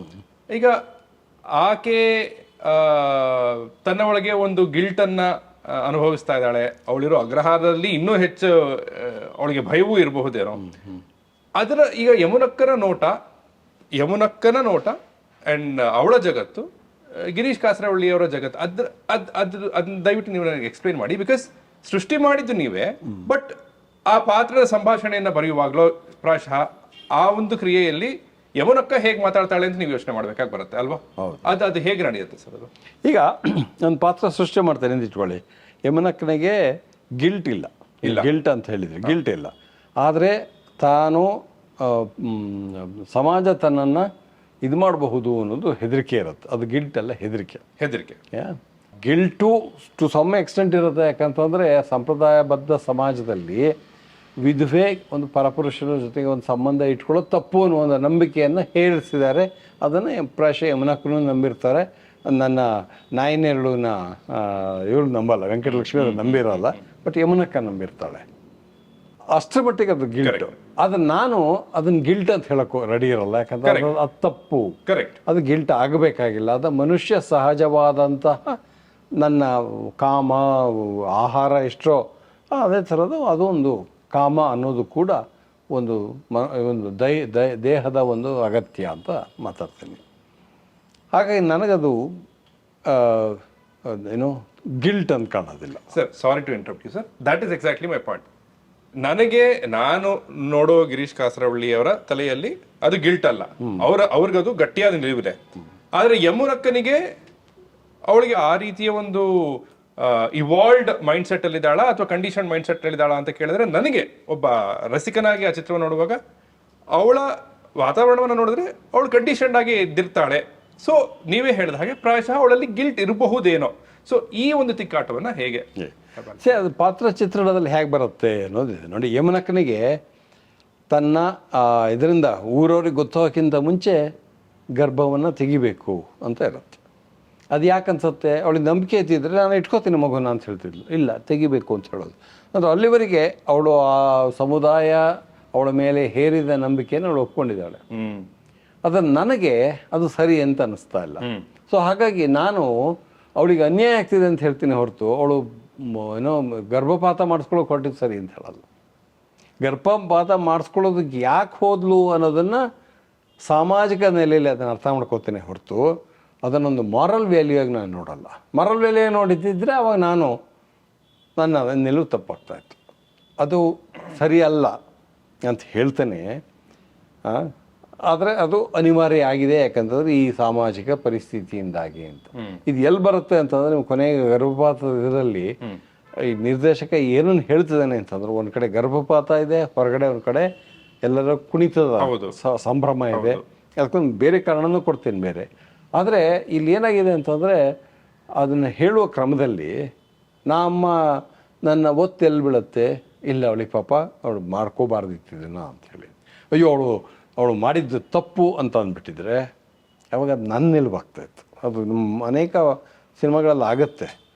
ಹೊರ ನಿಂತು ಪಾತ್ರದ ಮೇಲೆ ವ್ಯಾಖ್ಯಾನ ಮಾಡೋದಿದೆಯಲ್ಲ, ಅದು ನಟನೂ ಮಾಡೋದಬಾರ್ದು, ನಿರ್ದೇಶಕನೂ ಮಾಡಬಾರ್ದು. ಬಿಂಬನ ಆ್ಯಂಡ್ ಇನ್ನೊಂದು ಸಂದರ್ಶನದಲ್ಲಿ ನಾನು ನಿಮ್ಗೆ ನೋಡ್ತಾ ಇದ್ದೆ, ಅಲ್ಲಿ ನೀವು ಹೇಳಿದ್ರಿ ಒಂದು ವಿಮರ್ಶೆಯನ್ನು ಮಾಡುವಾಗ ಆ ಚಿತ್ರದ ಒಳಗಿನ ರಾಜಕೀಯತೆ ಏನಿದೆ ಅನ್ನೋದನ್ನು ನಾವು ಗಮನಿಸಬೇಕಾಗತ್ತೆ, ಅಥವಾ ಆ ಚಿತ್ರದ ವಿಜುವಲ್ಸು ಇಮೇಜರಿ ಏನು ಹೇಳ್ತಾರೆ ಅಂತ ನಾವು ಗಮನಿಸಬೇಕು. ಆ ಚಿತ್ರತಂಡದ ಅಥವಾ ಬರಹಗಾರನ ನಿರ್ದೇಶಕನ ರಾಜಕೀಯತೆ ಏನಿದೆ ಅಂತ ಕೂಡ ಗಮನಿಸಬೇಕು ಅಂತ ನನಗೆ ಕಾಣೋದು. ಬರೀ ನಾನು ಚಿತ್ರವನ್ನು ನೋಡೋಕೆ ಹೋಗೋನು, ನನಗೆ ಬರೀ ಚಿತ್ರವಷ್ಟೇ ಕಾಣುತ್ತೆ, ಅದರ ಹಿಂದಿನ ರಾಜಕೀಯತೆಯನ್ನು ಹೇಗೆ ನೋಡೋದು? ಅಲ್ಲ, ಇದೇನಾಗಿದೆ ಅಂದರೆ ಇತ್ತೀಚಿನ ವರ್ಷಗಳಲ್ಲಿ ಈ ಪರ್ಫಾರ್ಮಿಂಗ್ ಆರ್ಟ್ಸಲ್ಲಿ ಇದು ದೊಡ್ಡ ಒಂದು ಚರ್ಚೆಯ ವಿಷಯ ಆಗ್ತಾ ಇದೆ. ನಾವು ಬರೀ ಕಥಾವಸ್ತುವನ್ನು ಮಾತ್ರ ಒಪ್ಪಿದ್ರೆ ಸಾಕೆ, ಅಥವಾ ಅದನ್ನು ಸಾದರಪಡಿಸಿದ ಕ್ರಮವನ್ನು ವ್ಯಾಖ್ಯಾನಿಸಬೇಕೆ ಅಂತ. ಸಾದರಪಡಿಸಿದ ಕ್ರಮ ಬೇಕಾಗಿಲ್ಲ ಅಂತಂದರೆ ಬರೀ ವಸ್ತು ಒಂದೇ ಸಾಕು ಅನ್ನೋದಾದರೆ ಆಗ ನಾವು ಈ ನಿರ್ದೇಶಕನ ಕೈಗೊಂಬೆಗಳಾಗ್ತೀವಿ. ಯಾಕಂತಂದರೆ ಸಿನಿಮಾ ಅಂತ ಒಂದು ಮಾಧ್ಯಮದಲ್ಲಿ ನಿಮ್ಮನ್ನು ಮ್ಯಾನಿಪ್ಯುಲೇಟ್ ಮಾಡೋದಕ್ಕೆ ನೂರಾರು ತಂತ್ರಗಳಿರುತ್ತೆ. ಕ್ಯಾಮ್ರಾ ಇರುತ್ತೆ, ಸೌಂಡ್ ಇರುತ್ತೆ, ಮ್ಯೂಸಿಕ್ ಇರುತ್ತೆ, ಅಭಿನಯ ಇರುತ್ತೆ, ನಿಮ್ಮನ್ನು ಎಮೋಷನಲಿ ಚಾರ್ಜ್ ಮಾಡ್ಬೋದು. ಅವನು ಒಂದು ದೃಶ್ಯದಲ್ಲಿ ತುಂಬ ಎಮೋಷನಲಿ ಚಾರ್ಜ್ ಮಾಡ್ತಾ ಹೋದಾಗ, ನಿಮ್ಮನ್ನು ತುಂಬ ಡಿಸ್ಟರ್ಬ್ ಮಾಡ್ತಾ ಹೋದಾಗ ನಾನು ಅಲ್ಲಿಂದ ಒಂದು ಸ್ವಲ್ಪ ಹೊರಗೆ ನಿಂತು ಇವನು ಯಾತಕ್ಕೆ ನನ್ನನ್ನು ಇಷ್ಟು ಎಮೋಷನಲಿ ಡಿಸ್ಟರ್ಬ್ ಮಾಡ್ತಾ ಇದ್ದಾನೆ ಅಂತ ವ್ಯಾಖ್ಯಾನ ಮಾಡ್ಕೋಬೇಕಾಗತ್ತೆ. ಆಗ ಅದು ನಿಜವೋ ಅಥವಾ ನನ್ನನ್ನು ಮ್ಯಾನಿಪ್ಯುಲೇಟ್ ಮಾಡ್ತಾ ಇದ್ದಾನೋ ಅಂತ ತಿಳ್ಬೇಕಾಗತ್ತೆ. ಮ್ಯಾನಿಪ್ಯುಲೇಟ್ ಮಾಡ್ತಾ ಇದ್ದಾನೆ ಅಂತ ನಿಮ್ಗೆ ಗೊತ್ತಾಗಬೇಕಾದ್ರೆ ನಿಮಗೆ ಬಿಂಬನ ಕ್ರಮ ಗೊತ್ತಾಗಬೇಕು. ಅದಕ್ಕೆ ಇವತ್ತು 80s ನಂತರ ಅಥವಾ 2000 ನಂತರ ಸಿನಿಮಾದಲ್ಲಿ ಬಿಂಬದಷ್ಟೇ ಬಿಂಬನವೂ ಮುಖ್ಯ ಅಂತ ಒಂದು ವ್ಯಾಖ್ಯಾನ ಶುರುವಾಗಿದೆ. ಅಂತಂದರೆ ನೀನು ಮ್ಯಾನಿಪ್ಯುಲೇಟ್ ಮಾಡೋದಕ್ಕೆ ಸೃಷ್ಟಿ ಮಾಡ್ತಾ ಇದೆಯೋ ಅಥವಾ ಸೃಷ್ಟಿನ ಮುಕ್ತವಾಗಿ ಬಿಡ್ತಾ ಇದೆಯೋ, ಬಿಂಬವನ್ನು ಮುಕ್ತವಾಗಿಸ್ತಾ ಇದೆಯೋ. ನನಗೆ ಸಮಸ್ಯೆ ಬರೋದು ಅಲ್ಲಿ. ನಮ್ಮ ತುಂಬ ಸಿನಿಮಾಗಳ ಹೇಳಿಕೆ ಸರಿ ಇರುತ್ತೆ, ಆದರೆ ಹೇಳಿಕೆಯನ್ನು ಮಂಡಿಸುವ ಕ್ರಮದಲ್ಲಿ ಅದನ್ನು ತುಂಬ ಒಂಥರ ಎಮೋಷನಲ್ ಮಾಡಿ ನಿಮ್ಮ ಫ್ಯಾಕಲ್ಟಿ ಏನಿದೆ ಅದನ್ನು ಮಸಕು ಮಾಡ್ತಾ ಇರ್ತಾರೆ. ಯಾವುದು ಯೋಚನೆ ಮಾಡುವ ಫ್ಯಾಕಲ್ಟಿಯನ್ನು ಮಸಕು ಮಾಡ್ತಾ ಇರ್ತಾರೆ. ಆ ಮಸಕು ಮಾಡಿದಾಗ ನಿಮಗೆ ಬರೀ ಭಾವನಾತ್ಮಕವಾಗಿ ನೀವು ಪ್ರತಿಕ್ರಿಯಿಸ್ತೀರೇ ಹೊರತು ವೈಚಾರಿಕವಾಗಿ ಪ್ರತಿಕ್ರಿಯಿಸ್ತಿರೋದಿಲ್ಲ. ಒಂದು ಒಳ್ಳೆಯ ಸಿನಿಮಾದಲ್ಲಿ ಇವೆರಡು ಒಟ್ಟೊಟ್ಟಿ ನಡೀತಾ ಹೋಗುತ್ತೆ. ಆಗ ಮಾತಾಡ್ತಾ ಹೇಳಿದ್ನಲ್ಲ, ಈಗ ಪೊಲಿಟಿಕಲ್ ಸ್ಟೇಟ್ಮೆಂಟ್ ಬೇರೆ ಆಗಿರ್ಬೋದು, ಭಾಳ ಪ್ರೋಗ್ರೆಸಿವ್ ಆದ, ಬಹಳ ಆರೋಗ್ಯಕರವಾದ, ಸಮಾಜಕ್ಕೆ ಅಗತ್ಯವಾದಂಥ ಸ್ಟೇಟ್ಮೆಂಟ್ ಮಾಡ್ತಿರ್ಬೋದು. ಬಟ್ ನಿರ್ದೇಶಕನ ಗೇಜೆ ತಪ್ಪಿದರೆ ಆ ಹೆಂಗಸು ಅಥವಾ ಕಥಾನಾಯಕಿಯನ್ನು ನೋಡ್ತಿರುವ ಕ್ರಮದಲ್ಲೇ ಅದನ್ನೊಂದು ಎಲಿಮೆಂಟ್ ಆಗಿ, ಅಂದರೆ ಸೆಲ್ಲಿಂಗ್ ಎಲಿಮೆಂಟ್ ಆಗಿಯೋ ಆಬ್ಜೆಕ್ಟ್ ಆಗಿಯೋ ಆಬ್ಜೆಕ್ಟಿಫೈ ಮಾಡ್ತಾ ಹೋದರೆ then how do I accept that? So ಇದು ಸ್ವಲ್ಪ ಇದು ಸಿನಿಮಾದಂಥ ಮಾಧ್ಯಮದಲ್ಲಿ ಇವತ್ತು ಬಹಳ ಮುಖ್ಯ ಆಗಿದೆ, ಬೇರೆ ಮಾಧ್ಯಮದಲ್ಲಿ ಇದು ಮುಖ್ಯ ಆಗಲ್ಲ. ಅದಕ್ಕೆ ನನ್ನ ಪುಸ್ತಕದ ಹೆಸರು ಬಿಂಬ ಮತ್ತು ಬಿಂಬನ ಅಂತ. ಬಿಂಬನ is as relevant, as important, as significant as ಬಿಂಬ ಇಟ್ ಸೆಲ್ಫ್. ಬಿಂಬ ಹೇಳ್ಬಿಟ್ಟಿದ್ದೇನಪ್ಪ ಎಲ್ಲ ಸರಿ, ಅವನೊಬ್ಬ ಬಹಳ ಅವನ ನಿಲುವು, ಕಥಾನಾಯಕನ ನಿಲುವು ಪ್ರೋಗ್ರೆಸಿವ್ ಆಗಿದೆ, ಆಮೇಲೆ ಇವತ್ತಿನ ಇದಕ್ಕೆ ಬೇಕಾಗಿದೆ ಆ ಹೇಳಿಕೆ ಅಂತಂದರೆ ಅದು ಹೇಳಿಕೆ ಆಯಿತು. ಅದಕ್ಕೊಂದು ಸುಂದರ ಉದಾಹರಣೆ ಕೊಡ್ತೀನಿ. ಒಬ್ಬ ಪೊಲಿಟಿಷಿಯನ್ ರಸ್ತೆ ಮೇಲೆ ವೇದಿಕೆ ಮೇಲೆ ನಿಂತ್ಕೊಂಡು ಎಲ್ಲ ಆಗಬೇಕು, ಇಲ್ಲಿ ಬಡತನ ನಿರ್ಮೂಲ ಆಗಬೇಕು ಅಂದ ತಕ್ಷಣ ಅವನು ಗ್ರೇಟ್ ನಾಯಕ ಅಂತ ನಾವು ಒಪ್ಕೋತೀವ? ಇಲ್ಲ. ಯಾಕೆಂತಂದರೆ ಅವನು ಹೋಗಿ ಲಂಚ ತಿಂತಿದ್ದಾನೆ ನಮ್ಗೆ ಗೊತ್ತಿರುತ್ತಲ್ಲ. ಆಗ ಗೊತ್ತಾದರೆ ನಾವು ಅವನನ್ನು ಅನುಮಾನ ಪಡ್ತೀವಲ್ಲ. ಸಿನಿಮಾ ಅದೇ ಕೆಲಸ ಮಾಡ್ತಿರುತ್ತೆ ಅಂತ ನಾನು ಹೇಳೋದು ಈ ಥರ. ಅದಕ್ಕೆ ಇವೆರಡೂ ಬೇಕು. ಒಬ್ಬ ರಾಜಕೀಯ ನಾಯಕ ಅಥವಾ ಒಬ್ಬ ಯಾರೋ ಒಂದು ಹೇಳಿಕೆ ಕೊಟ್ಟರೆ ನಾವು ಅವನಿಗೆ ಹಿಂದೆ ಏನು ಹೇಳಿದ್ದಾನೆ, ಅವನಿಗೆ ಹಿಂದೆ ಏನು ಮಾಡಿದ್ದಾನೆ ಅನ್ನೋದನ್ನು ನೋಡ್ತೀವಿ. ಆ ಥರ ಇದು ಅದನ್ನು ಒಂದು ಸುಮ್ಮನೆ ಅನಾಲಜಿ ತಂದಿದ್ದಷ್ಟೇ, ಅದೇ ಎಕ್ಸಾಕ್ಟ್ ಅಲ್ಲ, ಬಟ್ ಅರ್ಥ ಅದು. ಸರ್, ಈಗ ಒಂದು ಪ್ಯಾಥೋಸ್ನ ಲೆಟಸೆ ಅದನ್ನ ಹೆಚ್ಚಿಸೋಕೆ, ಆಂಪ್ಲಿಫೈ ಮಾಡೋದಕ್ಕೆ ಹಿಂದೆ ಯಾವುದೋ ಒಂದು ವಯಲಿನ್ ಬಿಟ್ಟು ಬರ್ತಾ ಇದೆ ಅಂತಿದ್ದಾಗ ಹೆಚ್ಚೆಚ್ಚು ಚಿತ್ರಗಳನ್ನ ನೋಡಿ ಅಥವಾ ಸ್ವಲ್ಪ ಗಂಭೀರವಾಗಿ ಚಿತ್ರಗಳನ್ನ ನೋಡೋದ್ರಿಂದ ಅಥವಾ ಸ್ವಲ್ಪ ಗಮನ ಇಟ್ಟು ಆ ಚಿತ್ರವನ್ನೇ ನೋಡೋದ್ರಿಂದ ನಮಗೆ ಗೊತ್ತಾಗುತ್ತೆ, ಓಕೆ ಇಲ್ಲಿ ನನಗೆ ಯಾಕೆ ಅಳು ಬರ್ತಾ ಇದೆ, ಸರಿ ಅಲ್ಲೇನೋ ನಟನೆ ನಡೀತಾ ಇದೆ, ಅದಕ್ಕೇನೋ ಒಂದು ಟೆಕ್ಸ್ಟ್ ಇದೆ, ಸಬ್ ಟೆಕ್ಸ್ಟ್ ಇದೆ, ಪ್ಲಸ್ ಈ ವೈಲಿನ್ ಹಾಕ್ತಾ ಇದ್ದಾರೆ, ಅದರಿಂದ ನಾನು ಅಳು ಜಾಸ್ತಿ ಆಗ್ತಾ ಇದೆ ಅಂತ. ಬಟ್ ಒಬ್ಬ ಪ್ರೇಕ್ಷಕ ಚಿತ್ರವನ್ನು ನೋಡುವಾಗ ಇಷ್ಟೆಲ್ಲ ಅನಾಲಿಸಿಸ್ ಮಾಡೋದಿಲ್ಲ, ರೈಟ್? ಸೊ ಒಬ್ಬ ಪ್ರೇಕ್ಷಕ ಹೇಗೆ ನೋಡ್ಬೇಕಾಗಿದ್ರೆ? ಇಲ್ಲಿ ನಮ್ಮ ಸಮಸ್ಯೆ ಏನಾಗ್ತಿದೆ ಅಂತಂದರೆ, ಭಾರತದಲ್ಲಿ ನಮಗೆ ಸಾಹಿತ್ಯವನ್ನು ವ್ಯಾಖ್ಯಾನಿಸುವ, ಡಿಕೋಡ್ ಮಾಡುವ, ನಿರ್ರಚನೆ ಮಾಡುವ ಇದು 1ನೇ ಕ್ಲಾಸಿಂದಲೂ ಬಂದಿರುತ್ತೆ ಸಾಹಿತ್ಯ. ಒಂದು ನಾಗರ, ಹಾವೆ, ಹಾವಳು ಎಂದು ಮೇಷ್ಟ್ರೆ ಹಾಕ್ಕೊಟ್ಟಿರ್ತಾರೆ ಹೆಂಗೆ ಅಂತ ಅಲ್ವಾ? ಈ ಪದ್ಯ ಏನು, ಯಾವ ಶಬ್ದ ಹೇಗಿದೆ ಅಂತ. ಸ್ವಲ್ಪ ವಿಜುವಲ್ ಆರ್ಟ್ಸ್ ಬಗ್ಗೆ ಹೆಂಗಿದೆಯಾ ನಮಗೆ? ಇಲ್ಲ. ಪರ್ಫಾರ್ಮಿಂಗ್ ಆರ್ಟ್ಸ್ ಬಗ್ಗೆ ಇದೆಯಾ? ಇಲ್ಲ. ನಮ್ಗೆ ಸಮಸ್ಯೆ ಇರೋದಲ್ಲಿ ಪ್ರೇಕ್ಷಕ ನಾವು ಬೈಯಂಗಿಲ್ಲ, ತಪ್ಪದು. ನಮಗೆ ಅದಕ್ಕೆ ಒಂದು ಪ್ರವೇಶನೇ ಕೊಟ್ಟಿರಲ್ಲ ಇಲ್ಲಿವರಿಗೆ. ಅದು ಪ್ರವೇಶ ಕೊಡಬೇಕು ಅಂಥೇಳಿ ಇವತ್ತು ನಿನ್ನೆ ಅಲ್ಲ, ಫಸ್ಟ್ ಕಮಿಟಿ ಒಂದು ಕೇಂದ್ರ ಸರ್ಕಾರ ಮಾಡ್ತಲ್ಲ, ಅವತ್ತಿಂದ ಇವತ್ತಿನವರೆಗೂ ಮತ್ತೆ ಹೇಳ್ತಾ ಇದ್ದಾರೆ, ಈ ಪರ್ಫಾರ್ಮಿಂಗ್ ಆರ್ಟ್ಸನ್ನು, ವಿಜುವಲ್ ಆರ್ಟ್ಸನ್ನು ಅರ್ಥ ಮಾಡಿಕೊಳ್ಳುವ, ಈ ಸಾಹಿತ್ಯವನ್ನು ಹೇಗೆ ಅರ್ಥ ಮಾಡ್ಕೊತೀವಿ ಆ ಥರ ಒಂದು ಇರಬೇಕು ಅಂತ. ಸಂಗೀತ ಸ್ವಲ್ಪ ಮಟ್ಟಿಗೆ ಅರ್ಥವಾಗುತ್ತೆ, ಯಾಕಂದರೆ ನಮಗೆ ಈ ಇದರಲ್ಲಿಲ್ಲ, ಪಬ್ಲಿಕ್ ಸಿಸ್ಟಮಲ್ಲಿ ಇಲ್ಲ, ಎಜುಕೇಷನ್ ಸಿಸ್ಟಮಲ್ಲಿ ಇಲ್ಲ. ಬಟ್ ನಮ್ಮಲ್ಲಿ ತುಂಬ ಜನ ಸಂಗೀತ ಕಲಿಯಕ್ಕೆ ಹೋಗ್ತಾರೆ, ಹಾಗಾಗಿ ಅವರಿಗೆ ಸ್ವಲ್ಪ ಗೊತ್ತಿರುತ್ತೆ. ಹಾಗಂತೇಳಿ ಎಷ್ಟು ಜನ ನಮ್ಮಲ್ಲಿ ಒಂದು ನಾನು ಇದಕ್ಕೆ ಆರ್ಟ್ ಫಾರ್ಮಿಂಗ್ ನಾನು ಹೋಗಲ್ಲ, ಅದರ ಹೆಂಗೆ ಅದರ ಮೆಕ್ಯಾನಿಕ್ಸನ್ನು ಅರ್ಥ ಮಾಡ್ಕೋಬೇಕು ಅಂತ ಸಿನಿಮಾ ಕಲಿಯೋಕ್ಕೆ, ನಾಟಕ ಕಲಿಯೋಕ್ಕೆ ಹೋಗ್ತಾರೆ. ಇಲ್ಲ ಅಲ್ವಾ? ಈಗ ಮ್ಯೂಸಿಕ್ ಹಾಕೋದನ್ನ ಹೇಳಿದ್ರಿ, ಮ್ಯೂಸಿಕ್ ಹಾಕೋದ್ರ ಮೂಲಕ ಅವ್ನು ಏನು ಮಾಡ್ತಿದ್ದಾನೆ ಅಂತ ಪ್ರಶ್ನೆ ಕೇಳಬೇಕು. ಅವನಿಗೆ ದುಃಖ ಆಗಿರುತ್ತೆ, ಒಂದು ಪಾತ್ರಕ್ಕೆ ದುಃಖ ಆಗಿರುತ್ತೆ ಅಂದ್ಕೊಳ್ಳಿ, ವಯಲಿನ್ ಹಾಕ್ತಾನೆ. ವಯಲಿನ್ ಹಾಕಿದರೆ ಅದನ್ನು ಬರೀ ಆ ದುಃಖವನ್ನು ಹೈಲೈಟ್ ಮಾಡೋದಷ್ಟೇ ಮಾಡ್ತಾನೋ, ಅಥವಾ ಅದನ್ನು ಕ್ಯಾಪಿಟಲೈಸ್ ಮಾಡಿಕೊಂಡು ಅದನ್ನೊಂದು ಕಮಾಡಿಟಿಯಾಗಿ ಕನ್ವರ್ಟ್ ಮಾಡ್ತಾನೋ ಅನ್ನೋದು ನಾವು ಯೋಚನೆ ಮಾಡ್ತೀವಿ. ಸರಿ, ಈಗ ನನಗೆ ಪಾತ್ರಕ್ಕೆ ಆಗುತ್ತಿರುವ ಅನ್ಯಾಯವನ್ನು ಒಂಚೂರು ಜಾಸ್ತಿ ತಲುಪಿಸ್ಲಿ ಅಂತ ಒಂಚೂರು ಮಾಡ್ಬೋದು. ಅದನ್ನು 2-3 ಥರ ಇರ್ಬೋದು. ಒಂದು ರೇ ಥರ ತುಂಬ ಕಂಟ್ರೋಲ್ಡಾಗಿ ಮಾಡ್ಬೋದು, ಅಥವಾ ಅಡೂರು ಥರ ಇಲ್ಲ ಮಾಡ್ದೇ ಹೋಗ್ಬೋದು, ಅಥವಾ ಋತ್ವಿಕ್ ಘಟಕ್ ಅವ್ರ ಥರ ಸ್ವಲ್ಪ ಒಂಚೂರು ಹೈಟ್ ಆ್ಯಂಡ್ ಇದರಲ್ಲೂ ಮಾಡ್ತಾ ಹೋಗ್ಬೋದು. ಅದರ ಸಮಸ್ಯೆ ಅಲ್ಲ, ಯಾವ ಉದ್ದೇಶ ಇದೆ, ಅದರಿಂದ ಮುಂದೆ ಏನು ಮಾಡ್ತಾ ಇದ್ದಾನೆ ಅವನು ಅನ್ನೋದು ಉದ್ದೇಶ. ಅಂದರೆ ಗಮನ ಆ ಪಾತ್ರಕ್ಕೆ ಆಗ್ತಿರುವ ಅನ್ಯಾಯದ ಬಗ್ಗೆ ಯೋಚನೆ ಮಾಡೋಕ್ಕೆ ಹಚ್ಚಿತ್ತು, ಅಥವಾ ಅದನ್ನು ಈಗ ದುಃಖ ಆದರೆ ನನ್ನ ಸಮಸ್ಯೆ ಅಲ್ಲ, ವೈಲೆನ್ಸಲ್ಲಿ ಬರುತ್ತೆ ಈ ಸಮಸ್ಯೆ. ಅದು ವೈಭವೀಕರಿಸಿದಾಗ ನನಗೆ ಆ ವೈಲೆನ್ಸೇ ಹೆಚ್ಚು ಮುಖ್ಯ, ಆ ಪಾತ್ರಕ್ಕೆ ಆಗ್ತಿರೋ ಅನ್ಯಾಯಕ್ಕಿಂತ ಆಗ್ಬಿಡುತ್ತೆ. ಅದಕ್ಕೆ ನಾನು ವೈಲೆನ್ಸು ಮತ್ತು ಈ ಥರದ ಸೆಡೆಕ್ಟಿವ್ ಇದೆಯಲ್ಲ ಅದ್ರ ಬಗ್ಗೆ ಬಹಳ ಅನುಮಾನದಿಂದ ನೋಡ್ತೇನೆ. Violence, I would say 85% of our films are violent films. Violence ಇದ್ದೇ ಇರುತ್ತೆ. ಹೀಗಿರುವಾಗ ವೆನ್ ಮೈ ಸ್ಟೇಪಲ್, ನನಗೆ ಬಡಿಸ್ತಿರೋ ಊಟವೇ 85% ವೈಲೆಂಟ್ ಇರುವಾಗ, ನಾನು ಇನ್ನೂ ಅದೇ ಮಾನದಂಡವನ್ನು ಇಟ್ಕೋಬಹುದಾ? ಅಂದರೆ ಈ ವೈಲೆನ್ಸ್ ಯಾತಕ್ಕಾಗಿ ಮಾಡ್ತಾ ಇದ್ದೀರಿ, ನನ್ನನ್ನು ಮ್ಯಾನಿಪುಲೇಟ್ ಮಾಡೋದಕ್ಕಾಗಿ ಮಾಡ್ತಾ ಇದ್ದೀರಾ, ಅಥವಾ ಆ ಚಿತ್ರಕ್ಕೂ, ಆ ಕಥೆಗೂ, ಆ ಪಾತ್ರಕ್ಕೂ ಸಂಬಂಧವಿದ್ದು ಮಾಡ್ತಾ ಇದ್ದೀರಾ ಅಂತ ನಾನು ನೋಡೋಕೆ ಹೋದರೆ, ದಿ ಆನ್ಸರ್ ಇಸ್ 85% 80%ಗೆ ಆ ವೈಲೆನ್ಸ್ವರೆಗೂ ಸಂಬಂಧವೇ ಇಲ್ಲ. ಸೊ ನನ್ನ ಪರಿಸ್ಥಿತಿ, ಒಬ್ಬ ಇವತ್ತಿನ ಚಿತ್ರಗಳನ್ನು ವಿಮರ್ಶೆ ಮಾಡುವ ಒಬ್ಬ ವ್ಯಕ್ತಿಯಾಗಿ ಹೇಗೆ ನೋಡಬೇಕು? Let me put it this way sir, ಅಷ್ಟು ನಿಷ್ಠುರವಾಗಿ ಇರಬಹುದಾ ಇವತ್ತಿನ ಒಬ್ಬ ವಿಮರ್ಶಕ? ಒಬ್ಬ ಚಿತ್ರ ನಿರ್ದೇಶಕ ಹೇಗೆ ತನ್ನ ನಿಲುವು ಬಗ್ಗೆ ನಿಷ್ಠುರವಾಗಿರ್ತಾನೋ ಹಾಗೆ ವಿಮರ್ಶಕನು ಇರಬೇಕು ಅಂಥೇಳಿ ನಾನು ನಿರೀಕ್ಷೆ ಮಾಡೋದು. ಇಲ್ಲೇದ್ರೆ ಏನಾಗುತ್ತೆ, ನಾವು ಎಲ್ಲದಕ್ಕೂ ಗ್ರೇಸ್ ಮಾರ್ಕ್ಸ್ ಕೊಟ್ಕೊಂಡು ಹೋಗ್ಬಿಟ್ರೆ ಎಲ್ಲಿಗೂ ಇದಾಗೋದಿಲ್ಲ. It doesn't lead you anywhere. ಈಗ ಉದಾಹರಣೆಗೆ ಒಂದು ಇದು ಕೇಳ್ತೀನಿ ನೋಡಿ. ವೈಲೆನ್ಸನ್ನು ತೋರಿಸ್ಬೇಕು, ಯಾಕಂದರೆ ನಮ್ಮ ಸೊಸೈಟಿನಲ್ಲಿ ವೈಲೆನ್ಸ್ ಇದೆ, ಆಯಿತಾ? ರಸ್ತೆಗಳಲ್ಲಿ ಕೊಲ್ತಾ ಇದ್ದಾರೆ ಅಂತ ಇಟ್ಕೋಣ.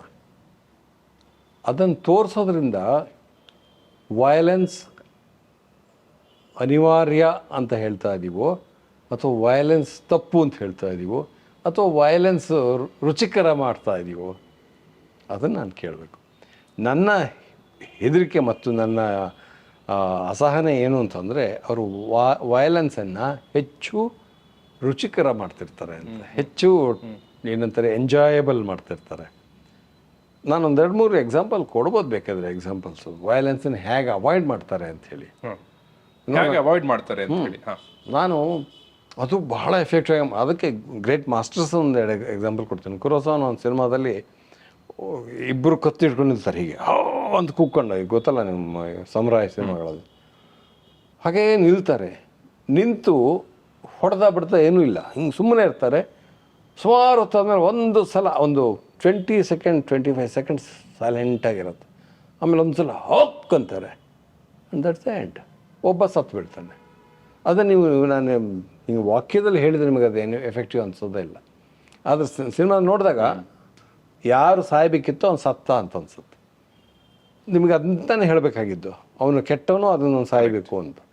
ಅದು ನಮ್ಮ ಸಿನಿಮಾಗಳು ಏನಾಗುತ್ತೆ, ಆ ಕೆಟ್ಟವನನ್ನು ಸಾಯಿಸೋದಕ್ಕೆ ಈ ಒಳ್ಳೆಯವನು ಹೊಡೆಯೋದಿದೆಯಲ್ಲ, ಆ ಪ್ರಾಸೆಸ್ ಏನಿದೆ, ಆ ಹೊಡೆಯೋದೇ ನಿಮಗೆ ಖುಷಿ ಕೊಡುತ್ತೆ.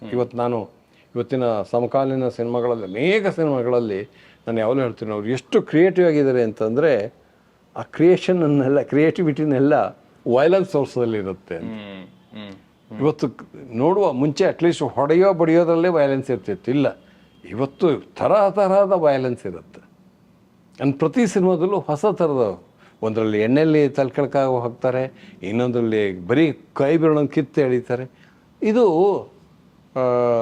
ಡೀಟೇಲ್ಸು ಯಾಕೆ ಬೇಕು ಅಂತಂದರೆ ಜನಕ್ಕೆ ಹೊಸತನ ಇರುತ್ತೆ, ಖುಷಿ ಕೊಡುತ್ತೆ. ಅಂದರೆ ಖುಷಿ ಕೊಡುತ್ತೆ ಅಂತಂದರೆ ಅದು ವೈಲೆನ್ಸ್ ಖುಷಿ ಕೊಡುತ್ತೆ, ವೈಲೆನ್ಸ್ ರುಚಿಕರ ಆಗುತ್ತೆ.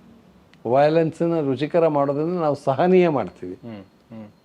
ಆ ಸಿನಿಮಾದಲ್ಲಿ ಇತ್ತಲ್ಲ ಹಂಗೆ ಮಾಡಬೇಕು ಅಂಥೇಳಿ, ಅದು ತಪ್ಪ.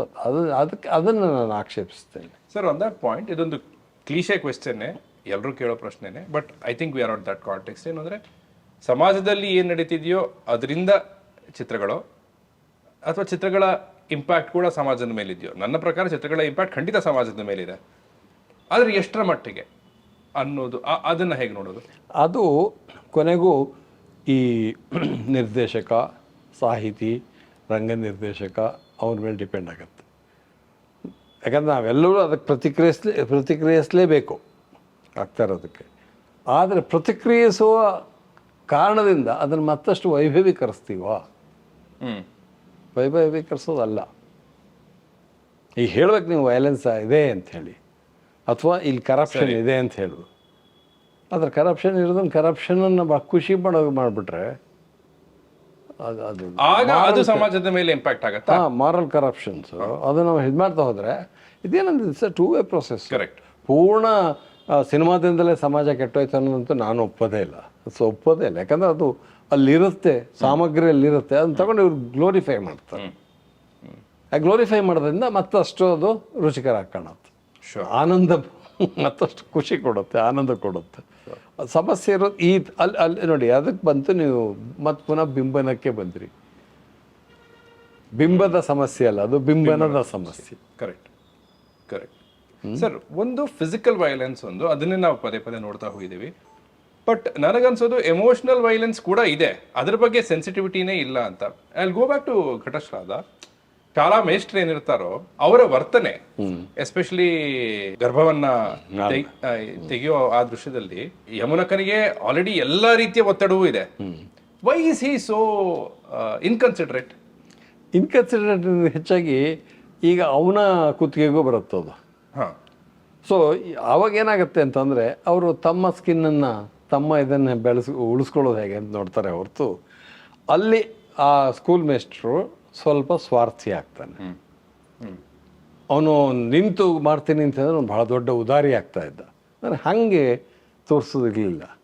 ಯಾಕಂತಂದರೆ ಆಗ ಅವರು ಒಂದು ರೀತಿಯ ಬೇಜವಾಬ್ದಾರಿತನ ಅವಳಲ್ಲಿರುತ್ತೆ. ಆದರೆ ಅದಕ್ಕೆ ತದ್ವಿರುದ್ಧವಾಗಿ ನಾಣಿಯಲ್ಲಿ ಒಂಥರದ ಮೆಚ್ಯೂರಿಟಿ ಬರುತ್ತೆ ಅಂತ. ಯಾಕಂದರೆ ಮನೆಗೂ ನಾಣಿ ಓಡಿ ಹೋಗ್ಬೋದಿತ್ತಲ್ಲ, ನಾಣಿ ಅಲ್ಲೇ ಇರ್ತಾನೆ, ಇದ್ದು ಯಮುನಕ್ಕನನ್ನು ಉಳಿಸ್ತಾನೆ. ಸೊ ಎರಡು ಜಕ್ಸ್ಟಪೋಸಿಷನ್, ಒಂದು ಮೇಷ್ಟ್ರು, ಒಂದು ನಾಣಿ. ಆ್ಯಂಡ್ ಅದ್ರ ಮೂಲಕ ಬ್ಯಾಲೆನ್ಸ್ ಬರುತ್ತೆ. ಅದ್ರ ಮೂಲಕ ಏನು ಮಾಡ್ತೀನಿ ಅಂತಂದರೆ ಒಂದು ಕಾಮೆಂಟ್ ಮಾಡ್ತೀನಿ. ಬ್ಯಾಲೆನ್ಸ್ ಅಂತ ಹೇಳೋಕ್ಕಿಂತ ಒಂದು ಕಾಮೆಂಟು. ಈ ವ್ಯಕ್ತಿ ಎಷ್ಟು ಸ್ವಾರ್ಥಿ ಆದ ಮೇಷ್ಟ್ರು. ಸ್ವಾರ್ಥಿ ಯಾಕೆ ಅಂತಂದರೆ, ನಾನು ಸ್ವಾರ್ಥಿ ಅಂತಂದರೆ ನಾನೆಲ್ಲ ನಿಸ್ವಾರ್ಥ ಅಂತ ಹೇಳೋದು ಅರ್ಥ ಅಲ್ಲ. ಮನುಷ್ಯರೆಲ್ಲರೂ ಸ್ವಾರ್ಥಿ ಆಗೇ ಆಗ್ತೀನಿ. ಸ್ವಾರ್ಥಿ ಆದ ಅಂತ ಹೇಳುವಾಗ ಯಾಕೆ ಸ್ವಾರ್ಥಿ ಆಗ್ತಾನೆ ಅಂತಂದರೆ ಆಗ ಸಮಾಜದ ರಚನೆಯ ಬಗ್ಗೆ ನಮ್ಮ ಗಮನ ಹೋಗುತ್ತೆ. ಈಗ ಒಂದು ವೇಳೆ ಮಾಸ್ಟ್ರು ಅಲ್ಲೇ ಉಳ್ಕೊಂಡಿದ್ರೆ, ಸ್ಕೂಲ್ ಮೇಸ್ಟ್ರು ಅಲ್ಲೇ ಉಳ್ಕೊಂಡಿದ್ರೆ, ನಾಳೆ ಅವನ ಕತೆ ಏನಾಗಿರೋದು? ಅವನಿಗೆ ಮನಸ್ಸಿದ್ರು ಪ್ರಶಾಲ್ ಒಂಚೂರು ಬೆಳೆಸಿದ್ರೆ ಆಗಿರೋದು, ನಾನು ಇರಬೇಕು ಅದು ಇರೋಕ್ಕಾಗ್ತಿಲ್ಲ. ನನ್ನ ಲೇಟರ್ ಫಿಲ್ಮ್ಸಲ್ಲಿ ಆ ಥರದ ಕಾಂಪ್ಲೆಕ್ಸಿಟಿ ಜಾಸ್ತಿ ಇದೆ. ನಾನು ಅಲ್ಲಿ ಇರಬೇಕು, ನಾನು ಮಾಡಬೇಕು, ಬಟ್ ಅನಿವಾರ್ಯ ಅಂತ. ಫಾರ್ಮ್ ಕಾಂಟೆಂಟ್, ನೀವೇ ಇನ್ನೊಂದು ಸಂದರ್ಶನದಲ್ಲಿ ಹೇಳಿದ ಹಾಗೆ, ಐ ಥಿಂಕ್ ಸತ್ಯಜಿತ್ ರೇ was calling it content and container. ನಾವು ಘಟಸ್ಥಳಕ್ಕೆ ಹೋದ್ರೆ ಅಲ್ಲಿ ಕಾಂಟೆಂಟ್ ಸರ್, ನನಗೆ ಇದು ಹೇಳಿ ಸರ್, ಈಗ ಅನಂತಮೂರ್ತಿಯವರ ರಚನೆ ಅದು. ಸೊ ಕಾಂಟೆಂಟ್ಗೆ ನಾನು ಬರೀ ಅನಂತಮೂರ್ತಿ ಅವ್ರಿಗೆ ಮಾತ್ರ ಕ್ರೆಡಿಟ್ ಕೊಡಬೇಕಾ, ಕಾಸರವಳ್ಳಿ ಅವ್ರಿಗೂ ಕೊಡಬೇಕಾ? ಒಂದು ಅದರ it's a very wrong thing. I am asking the film maker to explain this film, excuse me for that. But ಘಟಸ್ಥಳದ ಫಾರ್ಮ್ ಅನ್ನ, ಕಾಂಟೆಂಟ್ ಅನ್ನ ಹೇಗೆ ಅರ್ಥ ಮಾಡ್ಕೋಬೇಕು? ಈಗ ಕಂಟೆಂಟು ಇದೆಲ್ಲ ಅಡಾಪ್ಟೇಷನಲ್ಲೂ ಬರೋ ಸಮಸ್ಯೆ. ನನಗೆ ಅದೊಂದು ಸಮಸ್ಯೆ ಅನಿಸೇ ಇಲ್ಲ. ಯಾಕಂದರೆ ನಾನು ರಂಗ ನಿರ್ದೇಶಕರು ಮಾಡುವ ಇದನ್ನು ನೋಡಿದ್ದೇನೆ. ಅಡಾಪ್ಟೇಷನ್ಸು ಟೆಕ್ಸ್ಟ್ ಅಂತ ತಗೋತಾರೆ, ಆದರೆ ಅದರಲ್ಲಿ ಪುನರ್ವ್ಯಾಖ್ಯಾನ ಮಾಡಿ ಮತ್ತೊಂದು ಮರು ಸೃಷ್ಟಿ ಮಾಡ್ತಾ ಇರ್ತಾರೆ. ನಾವು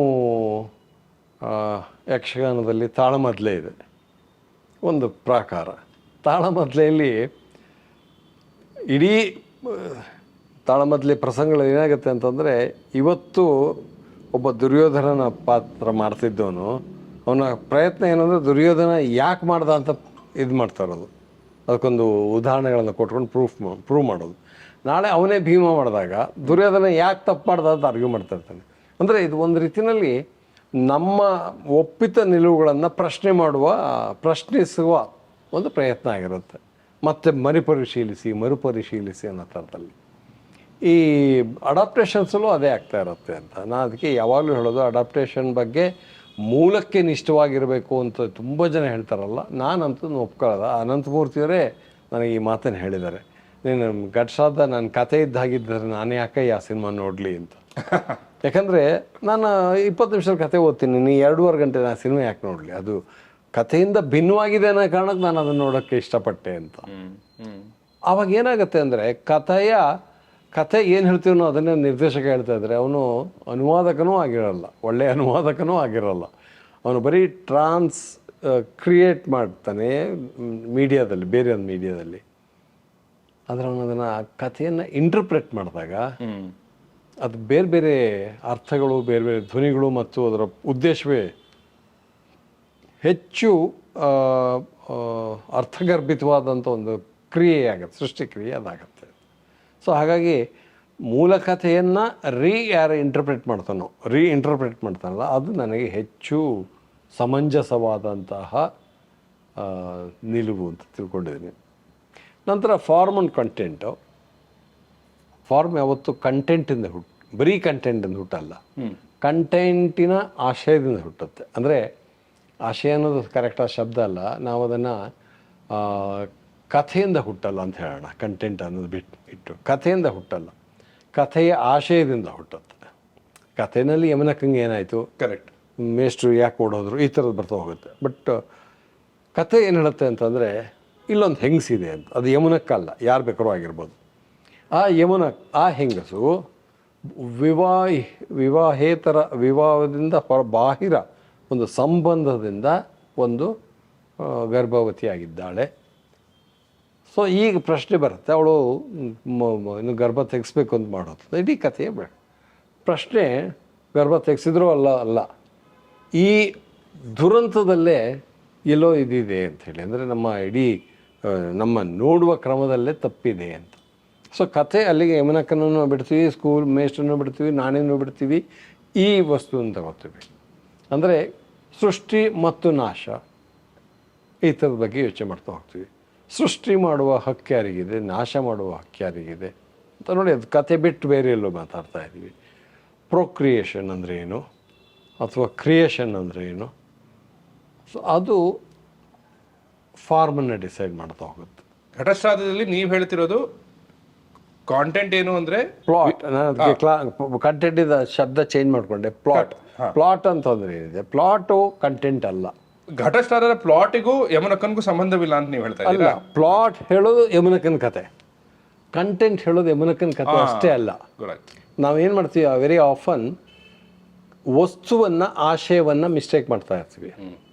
ಪ್ಲಾಟ್ ಅನ್ನೋದೇನಿದೆ ಅದು ಯಮುನಕ್ಕನ ಕತೆ, ತವರನ ಕತೆ, ಗುಲಾಬಿಯ ಕತೆ, ಅದು ಹಸೀನಾಳ ಕತೆ, ಅದು ಪ್ಲಾಟು. ಬಟ್ ಆಶಯ ಈ ಯಮುನಕ್ಕನನ್ನು, ಈ ಹಸೀನನ್ನು, ಈ ಗುಲಾಬಿನ ಇಟ್ಕೊಂಡು ನಾವು ಆ ಸೊಸೈಟಿಯಲ್ಲಿ ಆಗ್ತಿರುವಂಥ ಅನ್ಯಾಯದ ಬಗ್ಗೆ ಮಾತಾಡ್ತಾ ಇರ್ತೀವಿ. ಗೊತ್ತಾಯ್ತು.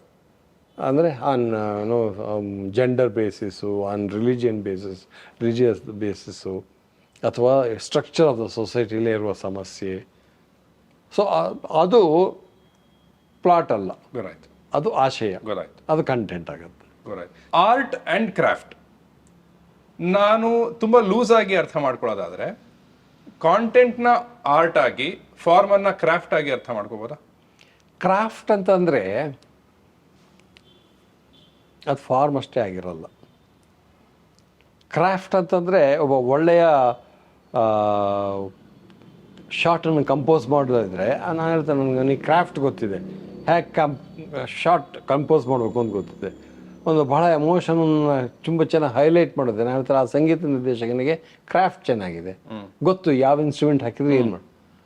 ಆದರೆ ಅದು ಫಾರ್ಮ್ ಅಲ್ಲ, ಅದು ಕ್ರಾಫ್ಟ್ ಅಷ್ಟೇ, ಟೆಕ್ನಿಕ್ಕು. ಸರಿ, ನಾನು ಟೆಕ್ನಿಕ್ ಬಗ್ಗೆ ಮಾತಾಡೋಗೆಲ್ಲ ಒಂದು ಅಂಶನ ಹೇಳ್ತಾ ಇರ್ತೀನಿ. ಟೆಕ್ನಿಕ್ ಅನ್ನೋದಿದೆಯಲ್ಲ, ಅದು ಯಾರು ಬೇಕಾದ್ರೂ ಇಮಿಟೇಟ್ ಮಾಡ್ಬೋದು. ನಿಮಗೆ ಗೊತ್ತು, 32 ಲೆನ್ಸ್ ಹಾಕಿದರೆ ವೈಡ್ ಆ್ಯಂಗಲ್ಲು ಜಾಸ್ತಿ ಇದು ಬರ್ತದೆ, ಫೀಲ್ಡ್ ಆಫ್ ಆ್ಯಕ್ಟ್. ಟೆಲಿಫೋಟೋ ಹಾಕಿದ ತಕ್ಷಣ ಸಪ್ರೆಸ್ ಆಗುತ್ತೆ, ಸ್ವಲ್ಪ ಕ್ಯಾರೆಕ್ಟರ್ ಇಂಪಾರ್ಟೆನ್ಸ್ ಬರುತ್ತೆ. ಇದು ನಾನೇನು ಇನ್ವೆಂಟ್ ಮಾಡಿದ್ದಲ್ಲ, ಯಾರು ಲೆನ್ಸ್ ಇನ್ವೆಂಟ್ ಮಾಡಿದಾನೋ ಅವ್ನು ನಮಗೆ ಕೊಟ್ಟಿರೋದು. ನಾನು ಮಾಡಿದ್ರು ಅದೇ ಕೆಲಸ ಮಾಡೋದು, ಹಾಲಿವುಡಲ್ಲಿ ಮಾಡಿದ್ರು ಅದೇ ಕೆಲಸ ಮಾಡೋದು, ಜಪಾನಲ್ಲಿ ಮಾಡಿದ್ರು ಅದೇ ಕೆಲಸ ಮಾಡೋದು. ಹಾಗಾದ್ರೆ ಕ್ರಿಯೇಟಿವಿಟಿ ಎಲ್ಲಿ ಬಂತು? ಅದು ಎಲ್ಲಿ ಬರುತ್ತೆ ಅಂತಂದರೆ, ಈ ಟೆಕ್ನಿಕ್ಕನ್ನು ನಾನು ನನ್ನ ಪರ್ಸನಲ್ ಆಗಿ ಇದಕ್ಕೆ ಕನ್ವರ್ಟ್ ಮಾಡ್ಕೊತೀನಿ. Then it becomes an idiom. ಉದಾಹರಣೆಗೆ ಜಸ್ಟ್ ಒಂದೆರಡು ಕಲರ್ ಅಂತ ಇಟ್ಕೊಳ್ಳಿ, ಸಿಂಪಲ್ ಕಲರು. ಯಾರು ನಾನು ತೋರಿಸಿದ್ರು ಕೆಂಪು ಒಂದೇ, ಹಾಲಿವುಡ್ಡಲ್ಲಿ ತೋರಿಸಿದ್ರು ಕೆಂಪು ಒಂದೇ, ಇನ್ನೊಬ್ಬ ರಕ್ತಕ್ಕೆ ಕೆಂಪು ಅನ್ಬೋದು. ಬಟ್ ನನಗೇನಾಗುತ್ತೆ, ಈ ಕೆಂಪು ಬರೀ ರಕ್ತ ಅಷ್ಟೇ ಅಲ್ಲ, ಅದು ಶುಭದ ಸೂಚನೆಯೂ ಹೌದು, ಅಶುಭದ ಸೂಚನೆಯೂ ಹೌದು. ಮದುವೆ ಸಿಂಧೂರ ಹಾಕ್ಕೊಂಡ್ರೆ ಶುಭ ಆಯಿತು. ಸೊ ಇದು ಕಲ್ಚರಿಂದ ಹುಟ್ಟೋದು. ಹಾಗೆಯೇ ಒಬ್ಬ ಮೇಲ್ಗಡೆ ಕೂತ್ರೆ, ಒಬ್ಬ ಕೆಳಗಡೆ ಕೂತ್ರೆ ಅದು ಒಂದು ಒಂದು ಒಂದು ಇದು ಪವರ್ ಸ್ಟ್ರಕ್ಚರ್ ಇದೇ ತೋರಿಸುತ್ತೆ.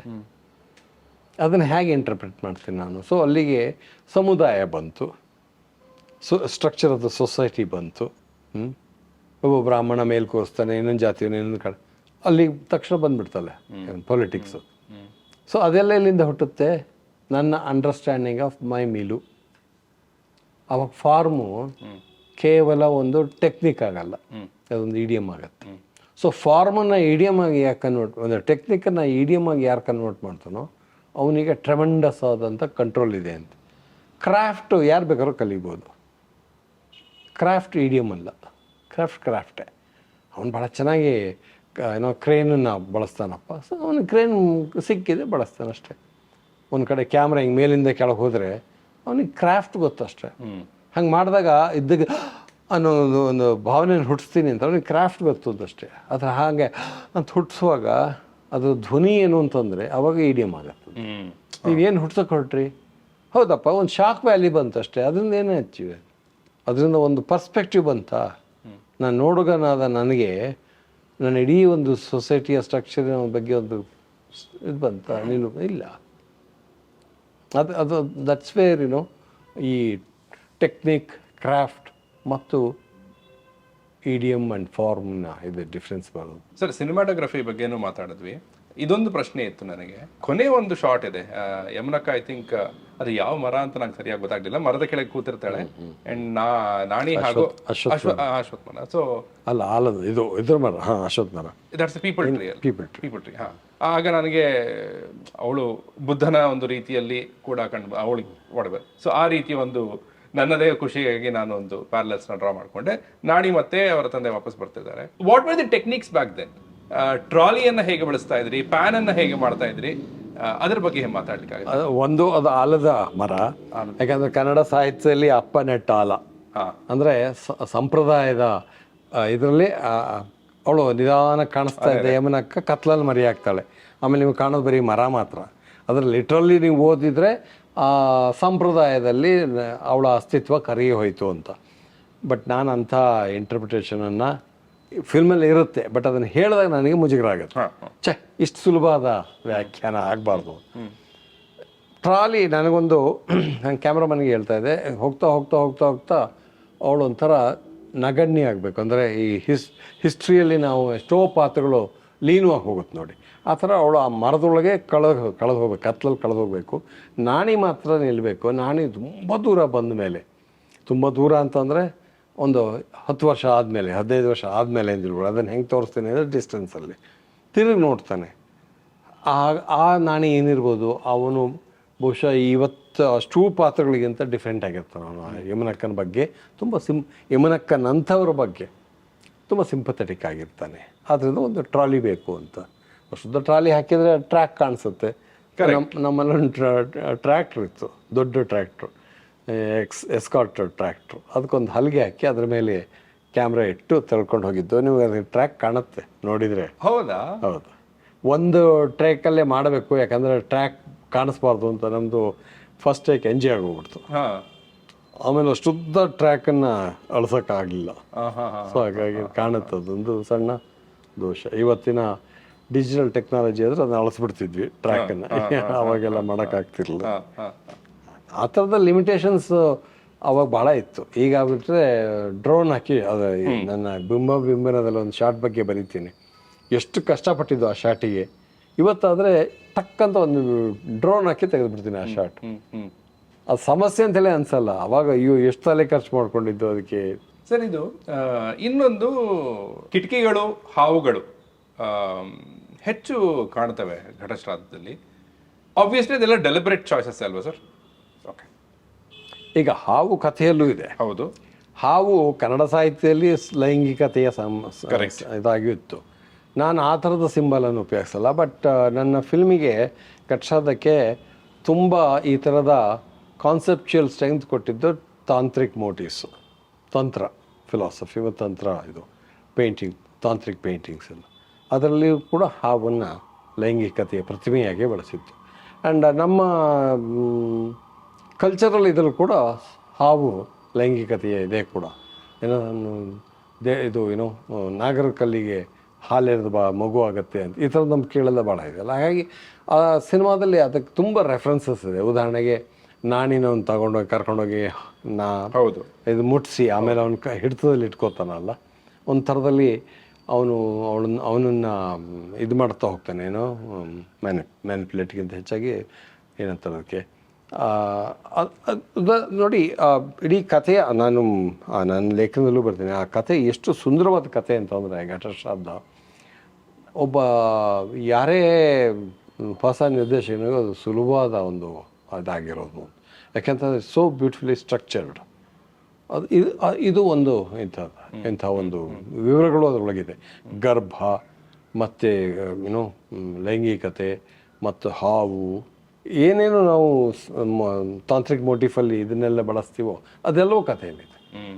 ಹಾಗಾಗಿ ಅದು ನನಗೆ ಆ ಥರದಲ್ಲಿ ಆ ಕಥೆ ತುಂಬ ಸುಂದರವಾದ ಕಥೆ ಅಂತ ಅನಿಸಿತ್ತು. ಬರೀ ಅದರ ಫಿಲಸಾಫಿಕಲ್ ಅಥವಾ ಪೊಲಿಟಿಕಲ್ ಸ್ಟೇಟ್ಮೆಂಟ್ಸಿಂದ ಅಷ್ಟೇ ಅಲ್ಲ, ಅದರ ಸೌಷ್ಠವ ಅಂತ ಆಗಿಂದ ನಾನು ಒಂದು ಶಬ್ದ ಬಳಸ್ತಾ ಇದ್ದೀನಿ, ಸೌಷ್ಠವ ಅಂತ. ಏನೋ ಮೈಮಾಟ ಅಂತ ಆ ಅರ್ಥದಲ್ಲಿ. ಹೇಗೆ ಮೈಮಾಟ ಅನ್ನೋದಕ್ಕೆ ಸೌಷ್ಠವ ಬಳಸ್ತೀವಿ, ಹಾಗೆ ಸಿನಿಮಾದ ಇದಕ್ಕೂ ಕಟ್ಟುವ ಕ್ರಮಕ್ಕೂ ಒಂದು ಮಾಟ ಇರುತ್ತೆ, ಅದು ಸೌಷ್ಠವ. ಆ ಸೌಷ್ಠವ ಅದು ಭಾಳ ಚೆನ್ನಾಗಿತ್ತು, ಕಥೆಯಲ್ಲೇ, ಮೂಲ ಕಥೆಯಲ್ಲೇ ಇತ್ತು. ಸರ್, ಈಗ ಘಟಶ್ರಾದ್ದದ ಫಿಲ್ಮ್ ರಿಸ್ಟೋರೇಷನ್ ಆ ಪ್ರಾಸೆಸ್ನ ಬಗ್ಗೆ ಕೇಳೋದಾದರೆ, ಫಸ್ಟ್ ಆಫ್ ಆಲ್ ಸರ್, ಈಗ ಘಟಶ್ರಾದ್ದದ ಎಷ್ಟು ಫಿಲ್ಮ್ಗಳು ಆ್ಯಕ್ಚುಲಿ ಅವೈಲೇಬಲ್ ಇವೆ ಆ್ಯಂಡ್ ಫಿಲ್ಮ್ಸ್ ಹೇಗೆ ಡಿಟೀರಿಯರೇಟ್ ಆಗ್ತಾ ಹೋಗುತ್ತೆ ತನ್ನ ಕ್ವಾಲಿಟಿಯಲ್ಲಿ? ಘಟಶ್ರಾದ್ದದ ಎಷ್ಟು ಪ್ರಿಂಟ್ಗಳಿವೆ? ನಾವು ಮಾಡಿದ್ದೆ 5 ಪ್ರಿಂಟ್ ಒಂದು ಕಾಣುತ್ತೆ. ಇದೇನಾಗುತ್ತೆ ಅಂದರೆ, ರಿಲೀಸ್ ಮಾಡಿರ್ತೀವಿ, ಬೇರೆ ಬೇರೆ ಕಡೆ ತೋರಿಸ್ತಾ ಇರ್ತಾರೆ, ಆ್ಯಂಡ್ ಆ ಪ್ರಿಂಟ್ಗಳು ಯಾವುದು ನಾವು ವಾಪಸ್ ಬರಲ್ಲ. ನಂದು ಇಲ್ಲಿ ಬೆಂಗಳೂರಿನ ಒಂದು ಲ್ಯಾಬಲ್ಲಿ ನಾನು ಫಿಲ್ಮ್ ಪ್ರೋಸೆಸ್ ಆಗಿದ್ದು. ಆ ಲ್ಯಾಬ್ ಮುಚ್ಚೋದಾಗ ಈ ನೆಗೆಟಿವ್ನ ಶಿಫ್ಟ್ ಮಾಡಿ ಅಂತಂದರು. ನಾನು ಅದನ್ನು ಶಿಫ್ಟ್ ಮಾಡಿಸಿದೆ. ನಮ್ಮ ಪ್ರೊಡ್ಯೂಸರ್ ಬಾಂಬೆಯವರು, ಸೊ ತಗೊಂಡೋಗಿ ಬಾಂಬೆ ಒಂದು ಒಂದು ಸ್ಟುಡಿಯೋದಲ್ಲಿ ಇಟ್ಟಿದ್ರು. ಆಮೇಲೆ ಯಾರೋ ಬಂದು ಹೇಳಿದ್ರಂತೆ ಟಾಯ್ಲೆಟ್ ಪಕ್ಕ ಬಿಸಾಕಿದ್ದಾರೆ ಅದನ್ನು ಅಂತ. ಇವ್ರಿಗೆ ಹೋಗಿ ನೋಡಿದರೆ ಒಂದು ರೀಲ್ ಹಾಳಾಗ್ಬಿಟ್ಟಿತ್ತು. ನಮ್ಮ ನ್ಯಾಷನಲ್ ಫಿಲ್ಮ್ ಮಾರ್ಕೆನ PK ನಾಯರ್ ಅವ್ರಿಗೆ ಸುದ್ದಿ ಗೊತ್ತಾಗಿ ಅಷ್ಟನ್ನು ತೊಗೊಂಡೋಗಿ ಒಂದು ರೀಲನ್ನು ಡ್ಯೂಪ್ ಮಾಡಿ ಇಟ್ಕೊಂಡಿದ್ರು. ಸೊ ಹಾಗಾಗಿ ಅದು ನೆಗೆಟಿವ್ ಹಾಳಾಗಿತ್ತು, ಒಂದು ರೀಲ್ ನೆಗೆಟಿವ್ ಹಾಳಾಗಿತ್ತು, ಒಂದು ರೀಲ್ ಸೌಂಡು ಹಾಳಾಗಿತ್ತು.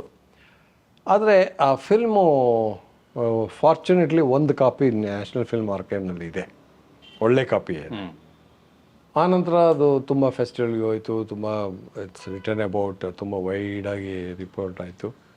ಈ film heritage foundation, Bombay film heritage ಫೌಂಡೇಶನ್ನ ಶಿವೇಂದ್ರ ಸಿಂಗ್ ದೊಂಗಾನ್ಪುರ್ಗೆ ಈ ಸಿನಿಮಾ ಭಾಳ ಇಷ್ಟ ಆಗಿತ್ತು. ಅವ್ರು ಇದನ್ನು ರಿಸ್ಟೋರ್ ಮಾಡ್ತೀನಿ ಅಂತಂದರು. ನಾನು ಅವರಿಗೆ ಕೊಟ್ಬಿಟ್ಟೆ, ನೀವು ಏನು ಬೇಕಾದ್ರೂ ಮಾಡ್ಕೊಳ್ಳಿ. ಯಾಕಂದರೆ ಸದಾನಂದ ಸುವರ್ಣರು ಪ್ರೊಡ್ಯೂಸರು, ಅವರು ಅದ್ರ ರೈಟ್ಸ್ ನನಗೆ ಕೊಟ್ಟರು. ಸೊ ಅದನ್ನು ಕೊಟ್ಟಿದ್ದೆ. ಅವರು ಅದನ್ನು ಇವರಿಗೆ ಯಾರು ಮಾರ್ಟಿನ್ ಸಾರ್ಸಸ್ ಫೌಂಡೇಶನ್ಗೆ ತೋರಿಸೋರು ಇಷ್ಟ ಆಯ್ತಂತ ಫಿಲ್ಮ್, ನಾನು ರೆಸ್ಟೋರ್ ಮಾಡ್ತೀನಿ ಅಂತಂದರು. ಹಾಗಾಗಿ ಅವರು ಮತ್ತು ಜಾರ್ಜ್ ಲೂಕಾಸ್ದು 2 ಫೌಂಡೇಶನ್ ಸೇರಿಸ್ಕೊಂಡು. ಕರೆಕ್ಟ್. ನಮ್ಮಲ್ಲಿ ಇಂಡಿಯಾದಲ್ಲಿ ರೆಸ್ಟೋರೇಷನ್ ಅಂತಂದರೆ ಸುಮ್ಮನೆ ಒಂದು ಪ್ರಿಂಟ್ ಕಾಪಿ ಹಾಕ್ಬಿಡ್ತಾರೆ, 4-5 ಲಕ್ಷದಲ್ಲಿ ಆಗೋಗ್ಬಿಡುತ್ತದು. ಇವರೆಲ್ಲ ಇವರು ಫ್ರೇಮ್ ಬೈ ಫ್ರೇಮ್ ರೆಸ್ಟೋರ್ ಮಾಡ್ತಾ ಇದ್ದಾರೆ. So they take about 8 to 10 months restore ಮಾಡೋದಕ್ಕೆ. ಒಂದೊಂದೇ frame 16 frames per second, 24 frames per ಇದು ಫುಟ್. ಅಷ್ಟು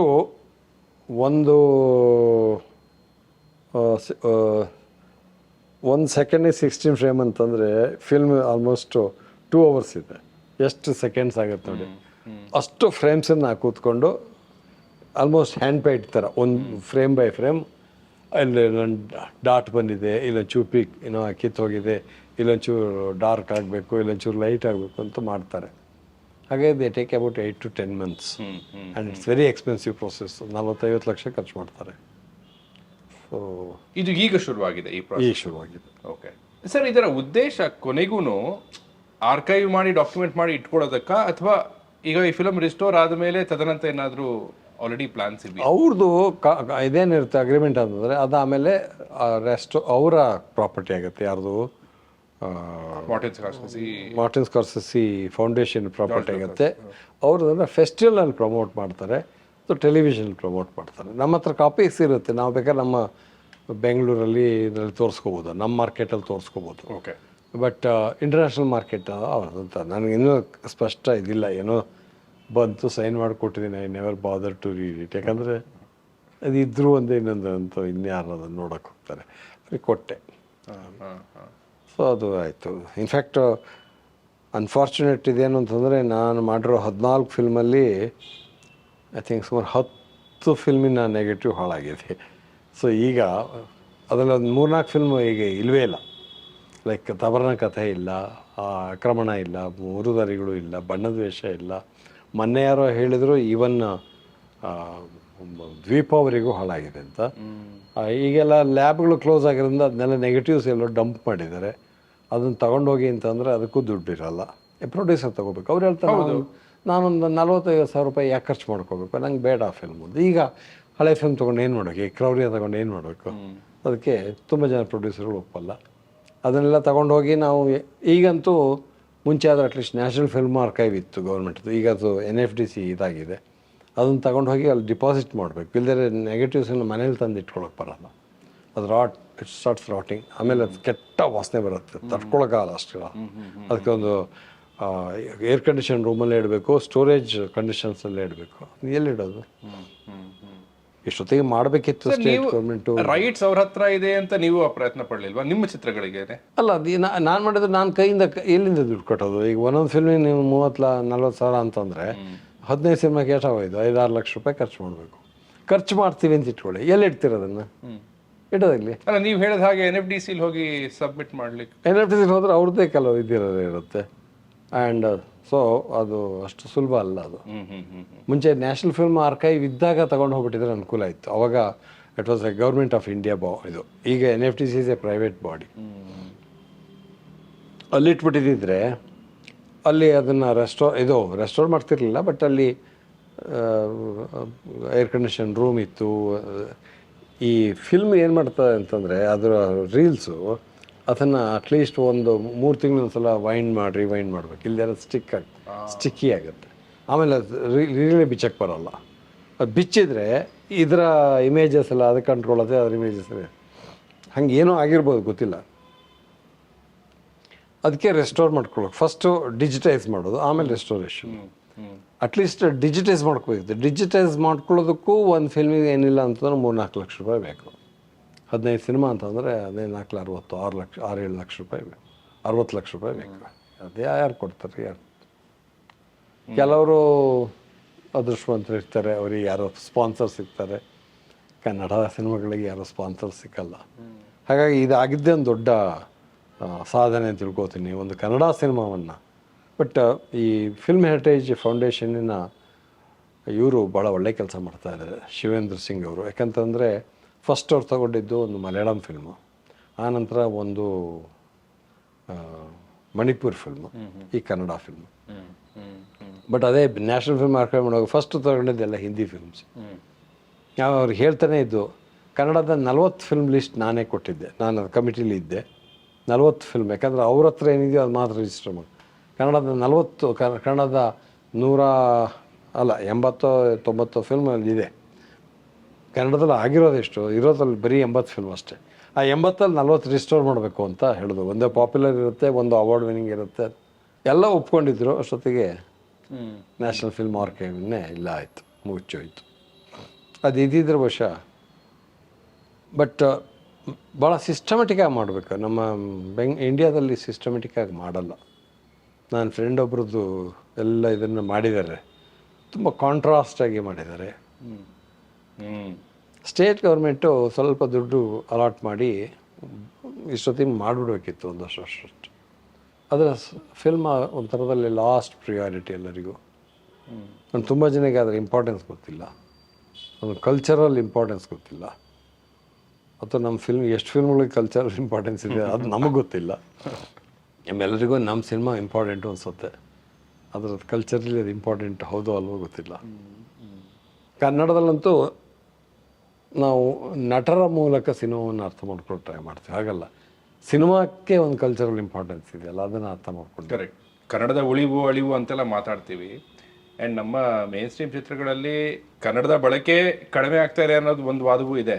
ಬಟ್ ಈ ಚಲನಚಿತ್ರ ಅನ್ನೋದು ಭಾಷೆಯ ಉಳಿವಿಗೂ ತನ್ನದೇ ಆದ ಒಂದು ಕೆಲಸವನ್ನು ಮಾಡ್ತಾ ಇದೆ ಅನ್ನೋದು ನಿಜವೇ ಅಂತ ನನಗನ್ಸುತ್ತೆ ಸರ್. ನನ್ನ ಸಿನಿಮಾಗಳಲ್ಲಂತೂ ನಾನು ಅದನ್ನು ಮಾಡಿದ್ದೀನಿ. ಒಂದು ಕೃತಕವಾದ ಕನ್ನಡವನ್ನು ತುಂಬ ಸಿನಿಮಾಗಳಲ್ಲಿ ಬಳಸ್ತಾ ಇದ್ರು. ನಾನು ಆ್ಯಸ್ ಫಾರ್ ಆಸ್ ಪಾಸಿಬಲ್ ಅದನ್ನು ಅವಾಯ್ಡ್ ಮಾಡಿದ್ದೀನಿ. ಆ ಲೋಕಲ್ ಡೈಲೆಕ್ಟ್ಗಳನ್ನೇ ಬಳಸುವಾಯಿತು. ಯಾಕಂದರೆ ಕನ್ನಡ ಅಂತ ಒಂದು ಭಾಷೆ ಇಲ್ಲ, ಕನ್ನಡಗಳು ಅಂಥೇಳಿ ನಾವು ಕರೀತೀವಿ. ಯಾಕಂದರೆ ಒಂದು 60 ಕಿಲೋಮೀಟ್ರ್ ಹೋಗ್ತಿದ್ದಾಗೆ ಆ ಭಾಷೆ ಬದಲಾಗತ್ತೆ. ಆ ಭಾಷೆನ ನಾವು ಸರಿ ಹಿಡಿದಿದ್ದರೆ ನಾ ಆ ಭಾಷೆನ ಸಿನಿಮಾ ಮಾಡಿ ಏನು ಪ್ರಯೋಜನ ಅಲ್ವಾ? ಅದಕ್ಕೆ ನನ್ನ ಸಿನಿಮಾಗಳಲ್ಲಿ ಪ್ರತಿಯೊಂದರಲ್ಲೂ ಭಾಷೆ ಬೇರೆ ಬೇರೆ ಇದೆ. ಒಂದು ಧಾರವಾಡ ಕನ್ನಡ ಇದೆ, ಹವ್ಯಕ ಕನ್ನಡ ಇದೆ, ಮಲೆನಾಡು ಕನ್ನಡ ಇದೆ, ಕುಂದಾಪುರ ಕನ್ನಡ ಇದೆ. ಎಷ್ಟು ಭಾಷೆ? ಈಗ 15 ಸಿನಿಮಾ ಮಾಡಿದರೆ ಅಟ್ಲೀಸ್ಟು 10ರಲ್ಲಿ ಬೇರೆ ಬೇರೆ ಭಾಷೆ ಇದೆ. ಆಯಾ ಪ್ರದೇಶಗಳಿಗೆ ತಕ್ಕಾಗಿ ಭಾಷೆಯನ್ನು ಬಳಸ್ತಾರೆ. ಯಾಕಂದರೆ ಅದು ಒಂದು ಗುಣ ಅಂತ ನಾನು ತಿಳ್ಕೊಂಡಿದ್ದೀನಿ.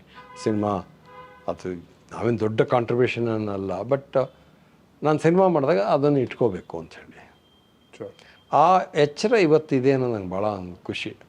ಈ ಮುಂಚೆ ಒಂದೇ ಥರದ ಕೃತಕ ಕನ್ನಡದಲ್ಲಿ ಎಲ್ಲರೂ ಮಾತಾಡ್ತಾ ಇದ್ರು. ಆ ಕೃತಕ ಕನ್ನಡ ಕೆಲವಿದೆ, ಬಟ್ ಇವತ್ತು ಮೈನ್ ಸ್ಟ್ರೀಮ್ ಸಿನಿಮಾದಲ್ಲಿ ಕೂಡ ಮಂಡ್ಯ ಕನ್ನಡ ಬಳಸ್ತಾರೆ. ಮೊನ್ನೆ ಒಂದು ಕೊಳ್ಳೇಗಾಲದ ಒಂದು ಭಾಷೆ ನೋಡಿದೆ, ಅದು ಭಾಳ ಅದ್ಭುತವಾಗಿ ಬಳಸ್ತಾರೆ ಅವರು.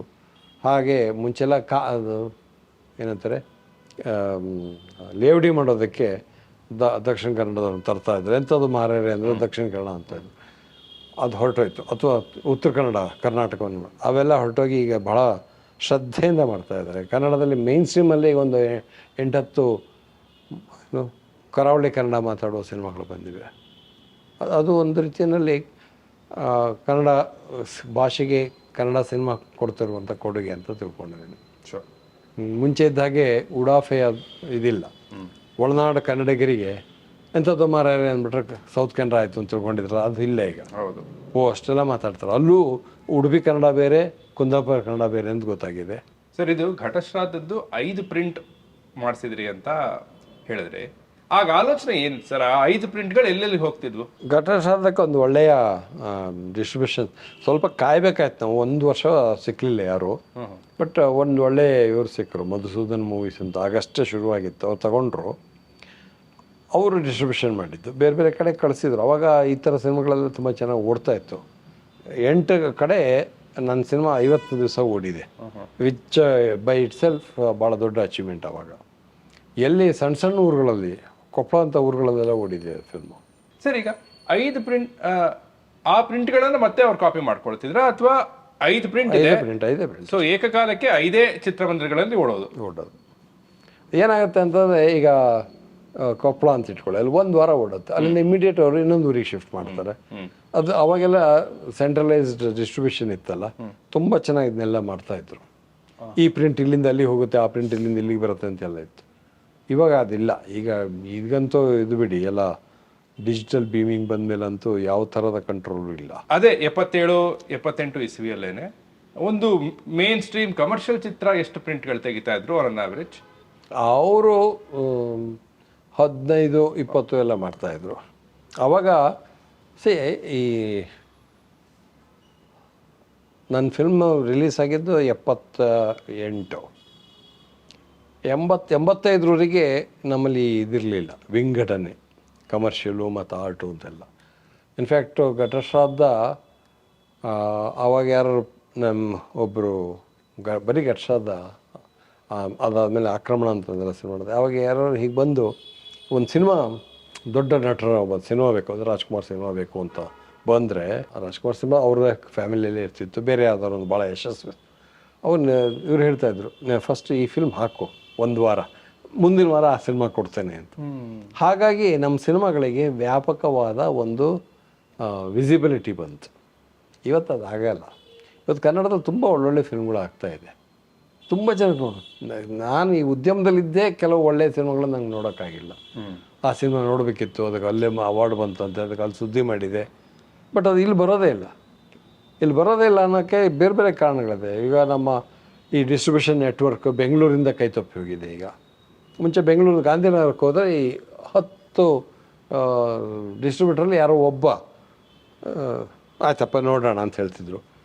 ಕೊಂಡ್ಕೊಳ್ಳೋದು ಬಿಡೋದು ಬಿಟ್ಟು, ಬಟ್ ಅಟ್ಲೀಸ್ಟ್ ನೋಡೋಕ್ಕೆ ಬರ್ತಿದ್ರು. ಘಟಶ್ರಾದ್ದ ನಾವು ಏನಿಲ್ಲ ಅಂತಂದು 10-12 ಜನಕ್ಕೆ ತೋರಿಸಿದ್ವಿ, ಅದು ಕೊನೆಗೆ ಒಬ್ಬರು ತೊಗೊಂಡ್ರು. ಇವತ್ತು ಹಂಗೆ ಅದು ಅಲ್ವೇ ಇಲ್ಲ, ಆ ಸಿಸ್ಟಮೇ ಹೊರಟೋಗಿದೆ ಇವತ್ತು. ಅದು ಅನ್ಫಾರ್ಚುನೇಟ್ ಇದು. ಅಂದರೆ ಯಾವತ್ತೂ ನೋಡಿ, ಒಂದು ಒಳ್ಳೇದಾಗ್ತಿರುವಾಗ ಇನ್ನೊಂದು ಈ ಥರದ್ದು ಏನೋ ಹುಟ್ಕೊಳ್ಳೋದು ಸಮಸ್ಯೆ. ಸರ್, ಇದೊಂದು ಕೊನೆಯ ಪ್ರಶ್ನೆ.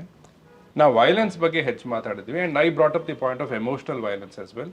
ಇವಳಿಗಷ್ಟು ನೋವಿದೆ ಯಮುನಕ್ಕನಿಗೆ. ನನಗೆ ನಾಣಿ ಮೇಲೂ ಸ್ವಲ್ಪ ಭಯವೂ ಆಗ್ತಾ ಇತ್ತು. ಪಾಪ ಅವನು ಅಷ್ಟು ಸಣ್ಣ ವಯಸ್ಸಿನಲ್ಲಿ ಇದನ್ನೆಲ್ಲ ನೋಡ್ತಾ ಇದ್ದಾನಲ್ಲ, ಅವನಿಗೊಂದು ಎಷ್ಟು ಎಮೋಷನಲ್ ವೈಲೆನ್ಸ್ ಆಗಿರಬಹುದು and all of this. But ನನ್ನ ಪಾಯಿಂಟ್ ಏನು ಅಂದರೆ, ಅಲ್ಲಿ ಹೊಡಿ ಬಡಿ ಏನೂ ಇಲ್ಲದೆ ಅಷ್ಟು ಸಟಲ್ ಆಗಿದ್ದು ಕೂಡ ಅವರ ಮನಸ್ಸಿನಲ್ಲಿ ಆಗ್ತಿರೋ ಒದ್ದಾಟ, ಭಾರ, ಇವನಿಗೆ ನಾಣಿಗೆ ಹೀಗಾಗ್ತಾ ಇದೆ, he's getting expose to all of this ಅಂತೆಲ್ಲ, ಅದೆಲ್ಲ ನನ್ನ ಮೇಲೆ ಇಂಪ್ಯಾಕ್ಟ್ ಮಾಡ್ತಾ ಇದೆ. ಅದು ಹೇಗೆ ಸಾಧ್ಯವಾಗುತ್ತೆ? What if done right will create that? ಒಂದೇನು ಅಂತಂದರೆ, ಆ ಕಥೆಯ ಸ್ಟ್ರಕ್ಚರ್ ಒಳಗೆ ಅದೊಂದಿದೆ. ಒಂದು ಥರದಲ್ಲಿ ವೈಲೆನ್ಸ್. ಯಾವ ಥರದ ವೈಲೆನ್ಸ್ ಅಂದರೆ ಫಿಸಿಕಲ್ ವೈಲೆನ್ಸ್ ಅಲ್ಲ, ಕಥೆಯ ಆಶಯದೊಳಗೆ ವೈಲೆನ್ಸ್. ಅಂದರೆ ಒಂದು ಹೆಂಗಸು ತಾನು ಊರವ್ರಿಗೆ ಗೊತ್ತಾಗಿಂತ ಮುಂಚೆ ಗರ್ಭ ತೆಗೆಸ್ಕೊಬೇಕು ಅನ್ನೋದು, ಅದಕ್ಕೆ ಒದ್ದಾಡುವ ಅವರ ಪರಿಪಾಟ್ಲೆ ಇದೆಯಲ್ಲ, ಅದ್ರ ಒಳಗಡೆನೆ ಆ ಇದು ಬರುತ್ತೆ, ಯಾವುದು ಟೆನ್ಷನ್ ಬರುತ್ತೆ. ಅದರ ಜೊತೆಗೆ ಆ 3 ಜನ ಹುಡುಗರು ಕೀಟ್ಲೆ, ಅವರ ಕುಹಕತನ ಅದ್ರ ಜೊತೆಗೆ ಬರ್ತಾ ಹೋಗುತ್ತೆ. ಸೊ ಆ ಥರದಲ್ಲಿ ಅದಕ್ಕೆ ಹೇಳಿದ ಕಥೆಯ ಸ್ಟ್ರಕ್ಚರ್ ಒಳಗೆ ಭಾಳ ಈ ಥರದ ವೆಲ್ ಮ್ಯಾನಿಫೆಸ್ಟೆಡ್ ಇವೆಲ್ಲ ಟೆನ್ಷನ್ಗಳೆಲ್ಲ ಇದೆ ಅದರಲ್ಲಿ. ನನ್ನ later films are much more complex then Ghatashraddha. In fact ನಾನು ಘಟಶ್ರಾದ್ದದ ಜೊತೆಗೆ ತಾಯಿ ಸಾಹೇಬ, ದೆನ್ ಗುಲಾಬಿ ಟಾಕೀಸ್, ಕನಸೆಂಬ ಕುದುರೆ, ಇದನ್ನು ಮತ್ತೆ ಹೇಳ್ತಿರ್ತೀನಿ. ಇವು ಅಷ್ಟೇ ಇಂಪಾರ್ಟೆಂಟ್ ಫಿಲ್ಮ್ಸು. ಬಟ್ ಏನಾಗಿದೆ ಅಂತಂದರೆ ಆವಾಗಿನ ಕಾಲದಲ್ಲಿ ಭಾಳ ವೈಡರ್ ಎಕ್ಸ್ಪೋಜರ್ ಸಿಕ್ಬಿಡ್ತು ನನಗೆ. ಫಿಲ್ಮ್ ಸೊಸೈಟಿ ಮೂಮೆಂಟ್ ಇತ್ತು, ಯಾಕಂದರೆ ತಾಯಿ ಸಾಹೇಬಕ್ಕೂ ಇದೇ ಅವಾರ್ಡ್ ಬಂತು, ಇಷ್ಟೇ ಇದಕ್ಕಿಂತ ಜಾಸ್ತಿ ಅವಾರ್ಡ್ಸ್ ಬಂತು. ಬಟ್ ಅವಾಗ ತೋರ್ಸೋಕ್ಕಾಗಲಿಲ್ಲ ಎಲ್ಲ ಕಡೆಗೆ. ಅದರಲ್ಲಿ ಎಮೋಷನಲಿ ಇಷ್ಟು ಚಾರ್ಜಿಂಗ್ ಆಗಿಲ್ಲ. ಬಟ್ ಇದರ್ವೈಸ್ ಬೌದ್ಧಿಕವಾಗಿ ಅದು ಹೆಚ್ಚು ಇನ್ನೂ ಕಸರತ್ತು ಕೊಡುವಂಥ. ಆ್ಯಂಡ್ ಗುಲಾಬಿ ಟಾಕೀಸ್ ಪೊಲಿಟಿಕಲಿ ಭಾಳ ಮೇಜರ್ ಇದು. ಕನಸೆಂಬಕ್ಕೆ ಹೋದರೆ ಒಂದು ಅಪರೂಪದ ಒಂದು ಸಿನಿಮಾ ಅಂತ ಅಡೂರು ಗೋಪಾಲಕೃಷ್ಣವ್ರ ಪ್ರಕಾರ 2-3 ಇಂಟರ್ವ್ಯೂನಲ್ಲಿ ಹೇಳಿದ್ದಾರೆ, ಕಳೆದ 20 ವರ್ಷಗಳಲ್ಲಿ ಬಂದ ಒಳ್ಳೆಯ ಸಿನಿಮಾ ಕನಸೆಂಬಕ್ಕೆ ಹೋದರೆ ಅಂತೇಳಿ. ಆ ಥರ ಫಿಲ್ಮ್ ಮೇಕರ್ಸಿಗೆಲ್ಲ ಅದು. ಬಟ್ ಅದನ್ನೆಲ್ಲ ಯಾರು ನೋಡು ಇಲ್ಲ, ಸೀರಿಯಸ್ ಆಗಿ ಇದು ಮಾಡಿಲ್ಲ. ಆ ಕಾಲ ಆಗಿತ್ತು, ಯಾವುದು 70sಲ್ಲಿ ಸಿನಿಮಾಗಳ ಬಗ್ಗೆ ವ್ಯಾಪಕವಾಗಿ ಚರ್ಚೆ ಆಗ್ತಿತ್ತು. ಈಗ ನೋಡಿ ಕನ್ನಡದಲ್ಲಿ ಇಷ್ಟು ಒಳ್ಳೆಯ ಫಿಲ್ಮ್ಗಳು ಬಂದಿದ್ದಾವಲ್ಲ, ಎಲ್ಲಿ ಚರ್ಚೆ ಆಗಿದೆ? ಕರೆಕ್ಟ್. ತುಂಬ ಜನ ಗೊತ್ತೇ ಇಲ್ಲ. ನಾನೊಂದು ಯಾವುದೋ ಸಭೆಯಲ್ಲಿ ಕೇಳಿದೆ, ಕನ್ನಡದಲ್ಲಿ ಒಳ್ಳೆ ಸಿನಿಮಾ ಬಂದಿಲ್ಲ ಅಂದರು. ನಾಳೆ 4 ಸಿನಿಮಾ ಹೆಸರು ಹೇಳ್ತೀನಿ, ಅವು ಇವತ್ತು ಜಗತ್ತಿನಲ್ಲಿ ತುಂಬ ಬೇರೆ ಬೇರೆ ಕಡೆ ಸುದ್ದಿ ಮಾಡ್ತಾಯಿವೆ. ಅವು ಅನ್ಫಾರ್ಚುನೇಟ್ಲಿ ಕನ್ನಡದಲ್ಲಿ ರಿಲೀಸ್ ಆಗುವ ಸಾಧ್ಯತೆಗಳು ಇಲ್ಲ. ಎಷ್ಟು ಜನ ಕೇಳಿದ್ದೀರ ಅಂತ? 4 ಸಿನಿಮಾ ಹೆಸರು ಯಾರೂ ಕೇಳಿರಲಿಲ್ಲ. That's irony. ಆ್ಯಂಡ್ ಪ್ರಾಯಶಃ ಅದೇ ನನಗೆ ಇವರು ಕಮಲ್ ಹಾಸನ್ ಯಾವುದೋ ಒಂದು ಸಂದರ್ಶನದಲ್ಲಿ ಹೇಳಿದ್ರು, ಕನ್ನಡದಲ್ಲಿ ಪ್ಯಾರಲಲ್ ಮೂವ್ಮೆಂಟ್ ಅಂತಾನೆ ಬೇರೆ ಇದೆ, ಮೇನ್ ಸ್ಟ್ರೀಮ್ ಮೂವ್ಮೆಂಟ್ ಅಂತಾನೆ ಇದೆ, ತಮಿಳ್ನಲ್ಲಿ ಅದು ಹಾಗಿಲ್ಲ. ಹಾಗಿಲ್ಲದೆ ಇರೋದೇ ನಮ್ಮ ಸೌಭಾಗ್ಯವೂ ಆಯ್ತೋ ಏನೋ, ಪ್ರೇಕ್ಷಕನ ಅಭಿರುಚಿಯು ಸ್ವಲ್ಪ ಅದರಿಂದ ಉನ್ನತಗೊಳ್ತೇನೋ, ಹಾಗೆ ನಾವು ಸಪ್ರೇಟ್ ಮಾಡಿಬಿಡ್ಲಿಲ್ಲ ಅಂತ ಹೇಳ್ತಾ ಇದ್ರು. ಪ್ರಾಯಶಃ 70sಲ್ಲಿ ಹಾಗಿತ್ತೇನೋ ನಮ್ಮ ಕನ್ನಡದಲ್ಲಿ. ಇಲ್ಲ, 70sಲ್ಲಿ ಇಂಡಸ್ಟ್ರಿ ಸ್ವಲ್ಪ ನಮ್ಮನ್ನು ಈ ಥರದ ಸಿನಿಮಾಗಳನ್ನು ತುಂಬ ಎನ್ಕರೇಜ್ ಮಾಡ್ತು. ಇವತ್ತು ಆ ಇಂಡಸ್ಟ್ರಿ ಅನ್ನೋದು ಇಲ್ವಲ್ಲ. ಇವತ್ತೆಲ್ಲ ಎಲ್ಲೆಲ್ಲಿಂದಲೂ ಕಂಟ್ರೋಲ್ ಆಗ್ತಿದೆ ಸಿನಿಮಾಗಳು. ಮುಂಚೆ ನಾವು ಗಾಂಧಿನಗರಕ್ಕೆ ಹೋದರೆ, ಆಗಲೇ ಹೇಳಿದಾಗೆ ಗಾಂಧಿನಗರಕ್ಕೆ ಹೋದರೆ ಯಾರೊಬ್ರು ಏನೋ ಗೋಗರ್ದಕ್ಕೆ ರಿಕ್ವೆಸ್ಟ್ ಮಾಡ್ಕೊಂಡು ಸಿನಿಮಾ ಹಾಕ್ಸ್ಬೋದಿತ್ತು. ಇವತ್ತೆಲ್ಲಿದೆ? ಯಾರೋ ಡಿಸೈಡ್ ಮಾಡ್ತಾರೆ ಅಲ್ವಾ? ಬಾಂಬೆಲೋ ಇನ್ನೆಲ್ಲೋ ಕೂತಿರ್ತಾರೆ ಅವರು. OTT ಇಂದ ಭಾಳ ಹೋಪ್ಸ್ ಇತ್ತು ನಮ್ಗೆ, ಅದು ಏನೂ ಆಗಲಿಲ್ಲ. ಈ ಥರ ಸಿನಿಮಾಗಳ ನಮ್ಮ ಭಾಗ್ಯವನ್ನು ತೆಗೆಯಬಹುದು ಅಂತ, ಅದೇನು ಅದು ಆಗಲಿಲ್ಲ. ಕನ್ನಡಕ್ಕೆ ಮಾತ್ರ ಅಂಟ್ಕೊಂಡಿರುವಂಥ ಜಾಡ್ಯ. ಏನು ಮಾಡಬೇಕು ಅಂತ ಗೊತ್ತಿಲ್ಲ. Sir, this was not just information, it was also educational. ಸಮಯಕ್ಕಾಗಿ ಧನ್ಯವಾದಗಳು.